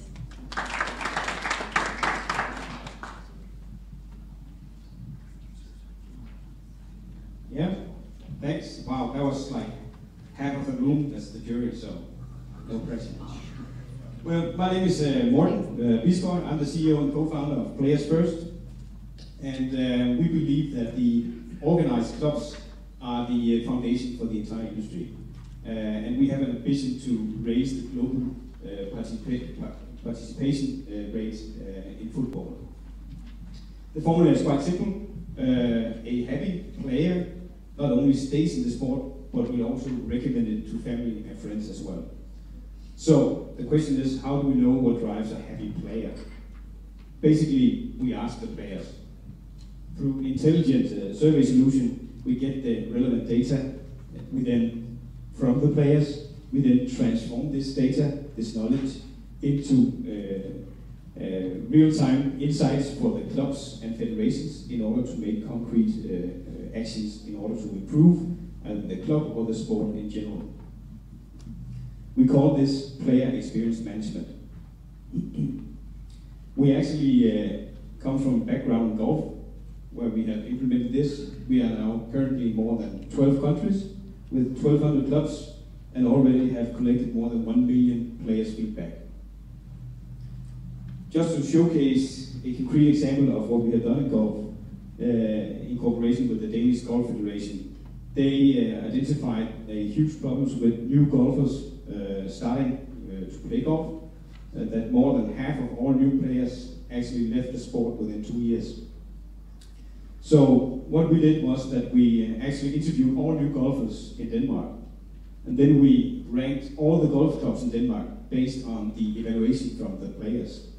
So we identified the top performers in Denmark, the top performing clubs, and then we identified the bottom performers, and then we actually used machine learning to find out what the top performing clubs did, and then we implemented these actions into the bottom performing clubs. And actually, the Danish Federation made an entire new beginner's strategy and implemented that in all clubs in Denmark. The result was that when we worked with the bottom 25%, the overall satisfaction rate for those new golfers actually increased to a record high level in the entire country. And the churn rate is now half for beginners within the golf in Denmark. We are much more than software. We actually believe we are thought leaders within player experience management, especially in golf. We facilitate networking groups for federations and clubs in order to share knowledge about how to grow the game of golf. We want to do that the same in football as well. The short story, we were founded in 2013 by two customer experience consultants with a passion for sports. We are now currently 12 employees with offices in Denmark, in the United States, and we have currently $1 million in revenue in 2018. So basically, today we are kickstarting our football software. Today we are launching a collaboration with the Danish Football Federation and implementing the software in football as well. So what we're looking for here is for partners to bringing out players first in the football industry globally, so we can help grow the game. Thank you.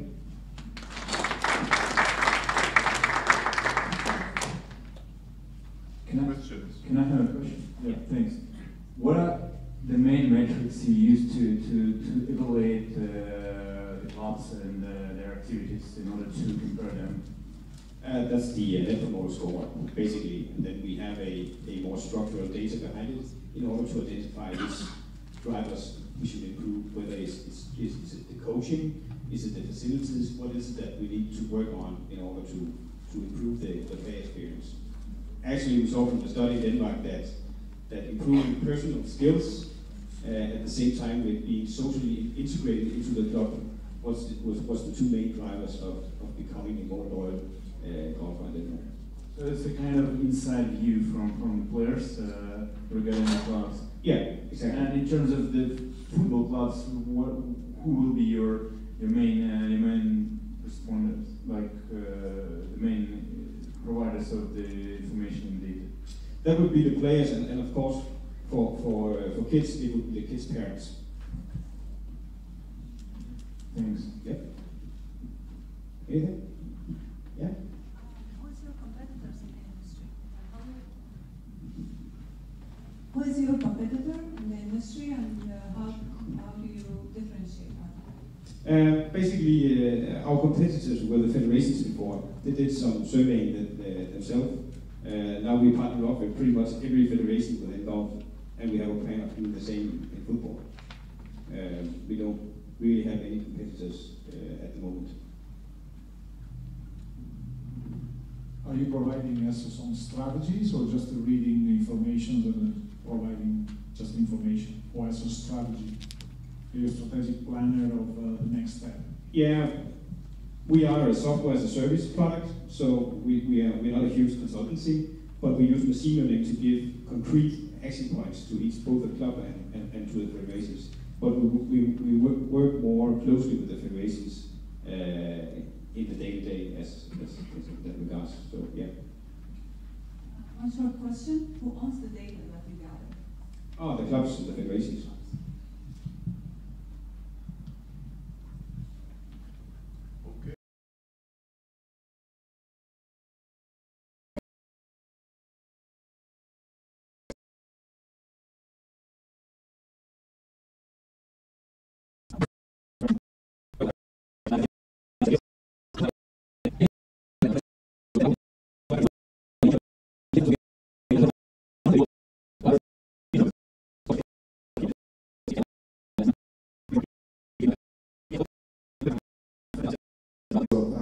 The basic content, the content we are basing it with the Econo method. The Econo method is a method, is a leading method for the cognitive training of players, therefore applicable to tactics.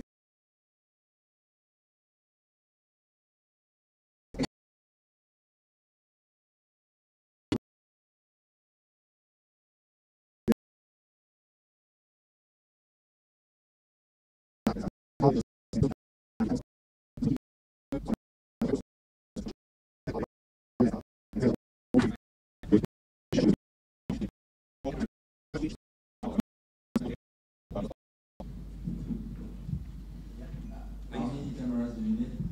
Right now we need 4 cameras.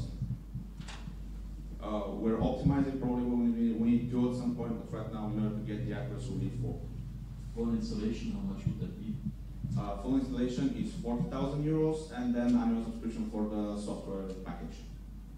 Is it 4,000 or 40,000? 40, yeah.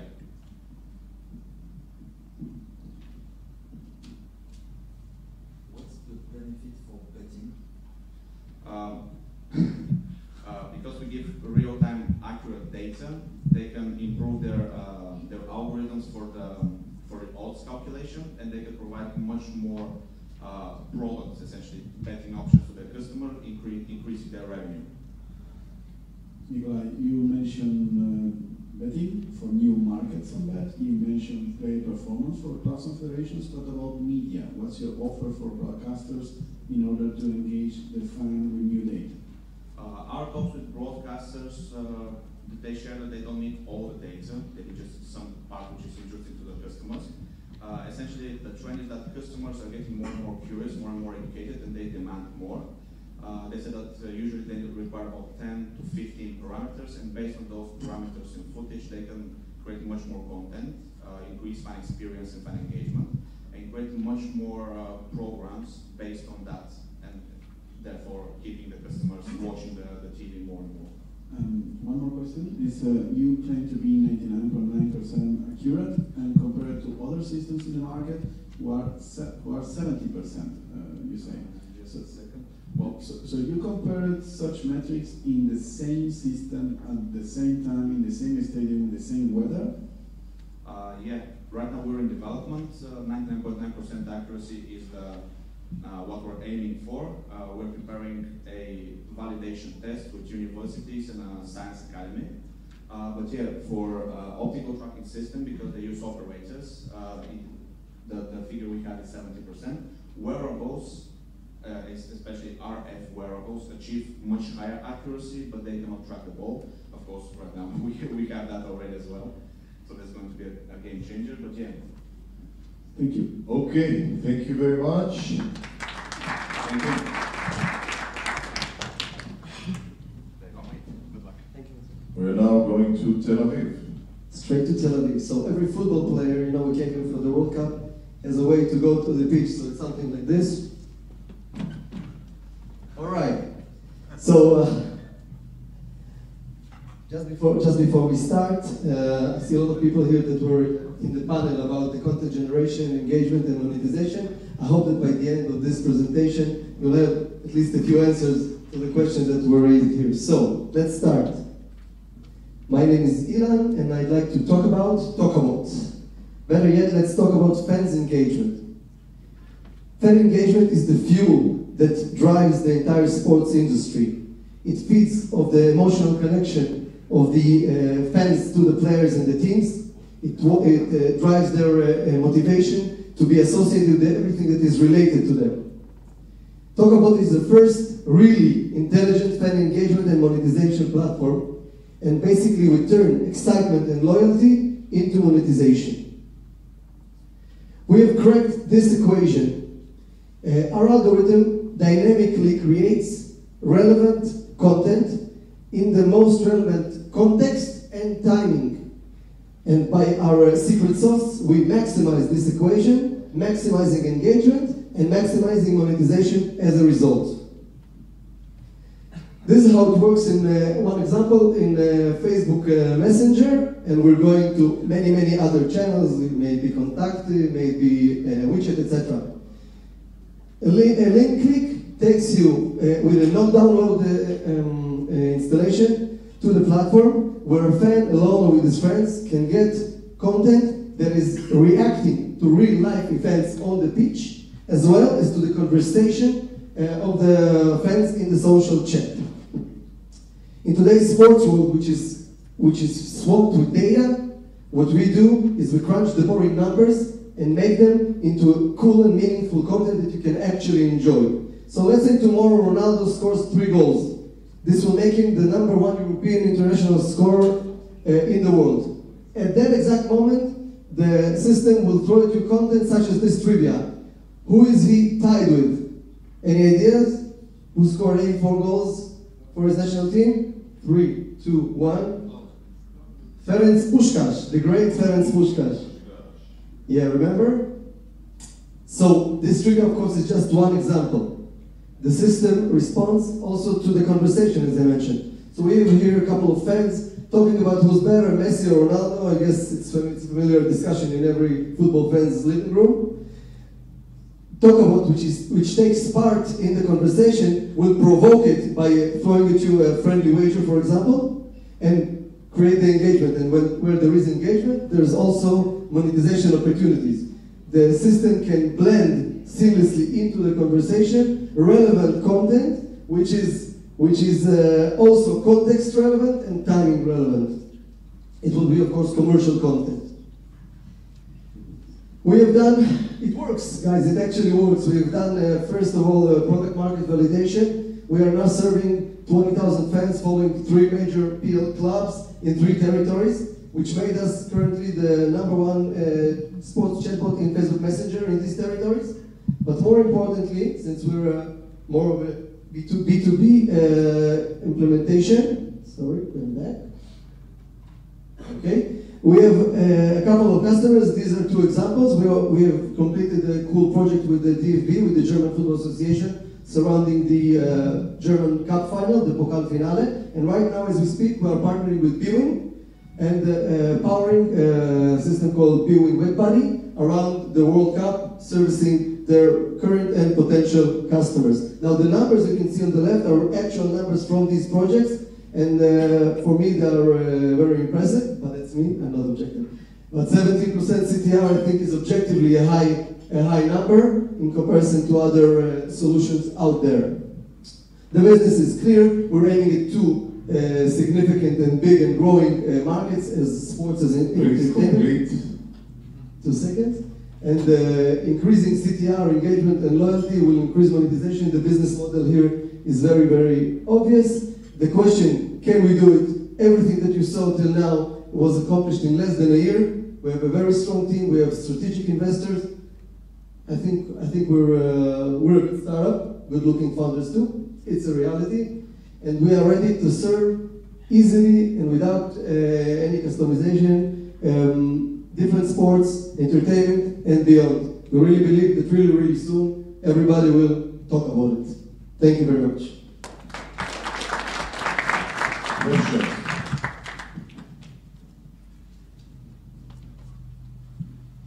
Yes, Federico. Thank you, great presentation. My question relates to the privacy of the users. You are mostly reading what everyone is texting, and GDPR is very restrictive actually in Europe. So what's your view about it, and how do you protect your user data?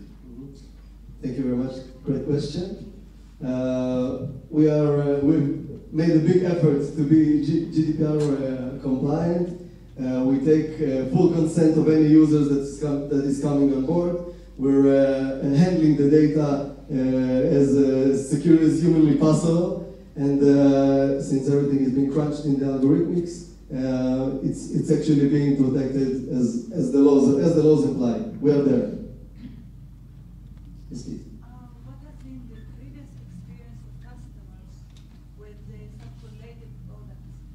Well, actually, can you repeat the question? Yeah, Lina asked if what is the previous experience of customers with such related product. So since it's a first in a way, okay, so I can compare it. Let's compare it with other chatbots on one hand, and with other content created systems on the other. So chatbots usually, till talk about came along, were more of an extension of a service rather than an engagement surrounding platform. You see what I mean? I mean, you could ask a question, get an answer, but nothing that would respond and provoke and make the conversation more engaging. On the other hand, from the engaging point of view, we are actually, the fact that we're creating a dynamic, automatic, real-time content is also new. So these 2 factors were actually missing in the implementations till these days. Okay, thank you very much. Thank you, guys. Good luck, everyone. Okay, from Tel Aviv, we are now moving to Siberia. Please talk. What we talk about now is football. Hey, first off, I'm happy to be the part of this community, transforming world soccer with technology. What makes a player the best player in the world? For soccer, it's not about size or speed. It's about skills. And I would like to introduce you football. It's a robotic training system which will improve that skill. Take a look at the video. Football, it's a room-sized complex. The balls fire from 4 directions with different parameters. such as speed, angle, frequency, and the player have to control the ball and pass it through the target indicated by the light. Football is not only about hardware. We also have a deep analytical system. We are carefully collecting data such as performance, speed, progress, and others. Our market is about $100 million. We have B2B business model. It's sales to football clubs and academies with maintenance and analytics subscription. We already have 600K revenue. Right now, Football Club Krasnodar and Spanish national team using our footballs. We also have some promising opportunities and a strong business development strategy. After using of our first robotic system for 6 months, Football Club Krasnodar bought 2 more, and this year they became 3 times more champions of Russia. 3 ages became champions. We have low price and high technology at the same time. Our closest competitor is about 5 times more expensive. Football team is made up from experts in both technology and soccer. Also, we have US market advisor who helps us to enter US and European market. We made all this for 3 years, and now we are developing artificial intelligence part. Our AI is a video analysis system which will automatically show what mistakes player do during his game. We already have some promising progress in this area, and we became a part of NVIDIA Inception program. This is a program, a virtual accelerator for startups in artificial intelligence and data science area. Thank you very much. Thank you very much. To be here. Thank you.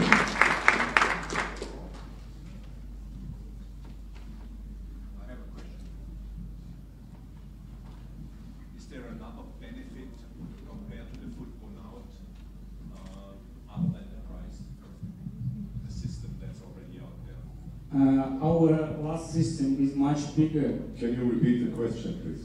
Yeah, I mean, there is already product on the market which is doing similar things.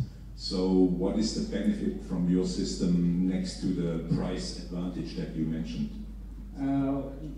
I think that our competitive advantage is we are moving to artificial intelligence and that they're not analyzing movement of a player.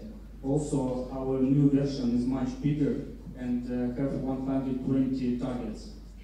Football has only 60 and they don't have model decisions. We also now have small entertainment version which could be used for any youth academy with a small budget. What is the price? The price starts from 50K to 500K. 50 to 500. From 50 to 500. We have a lot of different decisions for any budget. Thank you. How do you track the progress of a player? Sorry? How do you track the progress of a player?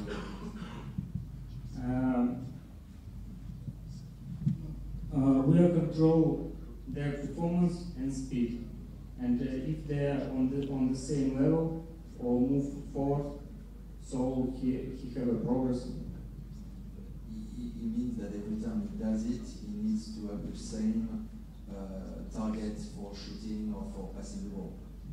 To be able to track if he's indeed doing better. Yes, but first of all, we are making test him and find his weaknesses, and after that, our system automatically generating video plan for him. So each player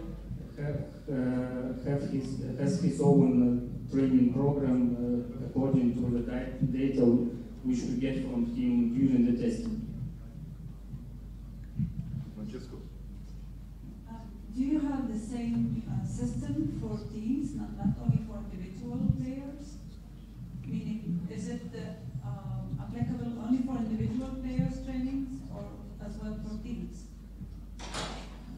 It depends. No, here you can work in pairs also. It depends on the coach task.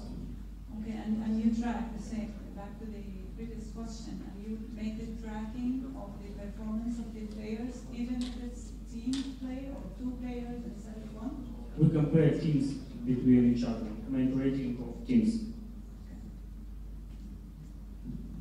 Are you thinking to create a rehabilitation version, helping players coming out from the rehabilitation process to the retraining process in a proper way, so providing also some numbers or data about symmetry, about coordination, skills, whatever you want to track?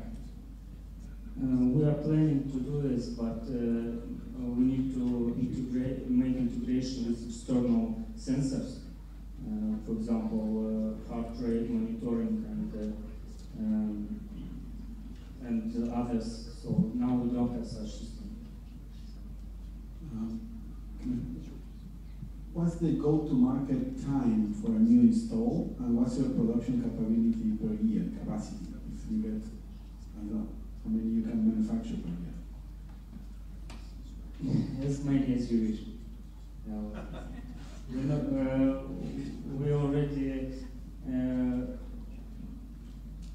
it takes only 3 months to make one, but we can make a lot at the same time. No much production. Okay, that's what we have time for this one. Thank you very much, the local leader. Now for the last of the series of the startups from Denmark, Enrico. Good afternoon. Thank you for holding out so long. My name is Henrik. I'm the CEO and co-founder of VO. At VO, we are democratizing video technology for team sports. So we are enabling all teams and clubs around the world to record and share their football matches. So, as you may all know, and it was very apparent in the last panel discussion, video is critical for professional sport. Video is the basis for broadcasting, for sharing highlights on social media, but video is also the basis for analyzing matches and performing players. However, recording soccer matches is expensive and difficult. You need cameras, you need cameramen, you need a person standing 5 meters above the field, and you need producers in order to produce football matches. And that is why 99% of all football matches are not recorded. In the UK, you have 20 teams in the Premier League, but you have 20,000 teams across the UK that never uses video. That means that players can't share their matches and the highlights with parents and grandparents, and it also means that clubs don't use video in talent development. And that's why we created VO. Okay, now I need more hands. So VO is a small camera that you can bring to any fields. You can record your home matches, your away matches, your training tournaments. You place it on a tripod, place it next to the sideline, and what's different from our camera to all other cameras is that instead of following the ball, we cover the whole field. So we spent the past 3 years developing algorithms using neural networks, computer vision that can track the players and that can track the ball. So we know where the action is on the field, and then we virtually zoom and pan around inside the image. And we have currently 2 patents pending for this technology. So what comes out is automatic video production, which means that we can record all matches without a cameraman. Players can share highlights, but not only that, the coaches can access all virtual camera angles from the panoramic camera. So a coach can choose any angle and virtually direct the camera around in the browser. And we can also provide a 2D map of where the players are positioned. But that's just the beginning, because all the data that we are collecting through the message we're recording can help the coaches dynamically and improve their talent development. And not only that, our camera and our video infrastructure can also be used to record basketball, handball, ice hockey, and rugby, which will be launching next year. So obviously this is a multi-billion euro market, not only developing video for talent and scouting, but also being able to stream amateur and youth and grassroots matches to the billions of fans around the world. Currently, we've been testing the past 6 months in the top clubs in Copenhagen. We've recorded more than 400 matches this year. We've already pre-sold cameras to 80 clubs, and we've got about 1,000 clubs on waiting list. So the team behind is a very experienced team. My co-founder founded the 2 biggest TV channels in Denmark, have a very big experience within TV production. I previously led a 50-man startup in the Nordics, and our co-founder is leading an engineering team of 8 engineers within computer vision and neural networks. So that was it. Thank you. Thank you very much. I have a question here. Do you require any license to record these matches from the teams or from the fields that you're recording? No, it's all grassroots youth matches. The rights are within the clubs. The leagues don't have any, at the moment, rights within the youth channels. You mentioned that you've been in touch with 400 clubs in Denmark. We are working with 16 clubs in Denmark at the moment, and we have about 1,000 clubs on waiting list. Yeah, around women clubs? How many women clubs? Actually, the Danish national female team is using us, but we don't have a direct number of how many of them are women teams. What is the approximate cost of such a system? Can you repeat the question? Yeah, the question was, what is the pricing model? Yeah. So the camera will resale at 1,200 euros per camera, and then there's a subscription model per team, depending on how many different features you want. So in order to have a full suite where the camera can, the coach can direct the camera himself, it's €100 subscription per team per month. Just to clarify, so you're not just selling the cameras, you also deliver a platform and service behind. Yes. Yeah, so it's an online platform where the coaches can see the matches, clip his own highlights. Actually, we have a recommendation that can automatically find the highlights. We can take goals and corner kicks, and thereby helping the coach spend less time tagging and more time coaching. We speak to a few companies that are doing some similar approach, Sport Total or MyGojo. What is your competitive advantage to such existing platforms? It's a portability. So with other types of technologies, you need to install the cameras at stadiums or at the training places. This camera you can bring to any type of field because you only require a tripod. But that is the main difference. Because MyGojo doesn't record this streaming platform, but the pixel cameras behind Sport Total, you need to fix them at stadiums. Last question. Yeah, question going in the same direction. Knowing Sport Total in Germany at least, but their benefit is they have a 10-year contract with the German FA, at least for the amateur games. Where are you standing in terms of contracts? First question. The second question is, you need a camera, but you need somehow a cable was recording it or sending it to any LAN station or any channel. So how you fix these? This connection between the camera and the rest of the world. So all recordings are done offline because on most fields there's no Wi-Fi. There's probably not an Ethernet connection. There's maybe not even power. So it's a battery-powered camera that you record the match, and after the match you bring the camera to the club, upload it to the cloud thereafter. But could it potentially work online? Yes, and fix mount the camera and plug the Ethernet cable into the camera, and thereby it will be real time. Yeah. But the primary use case is an offline version, because that's how football fields are. It's not stadiums; it is football fields all around the country. Okay. Big applause to all the startups presenting today. The 20 startups that you saw today were chosen out of over 300 startups that applied to this competition. So really great work for the startups coming. Now, not an easy job for the jury. My request now from the jury, which will be headed by Mr. Guy Loren Epstein, the chairman of the jury, to Sabina. Can you see Sabina? Sabina will lead you to a secret room in this building where you are invited to come up with a decision: third place, second place, and first place. And come back to lunch. I hope something will still be around when you're back. All right, good luck. Sabina? Sorry, can I have a moment? No. I found the ring. Ring. I found the ring there. Also, any lady that lost it, please go over there. Load of the ring. Sabina is here. Sabina?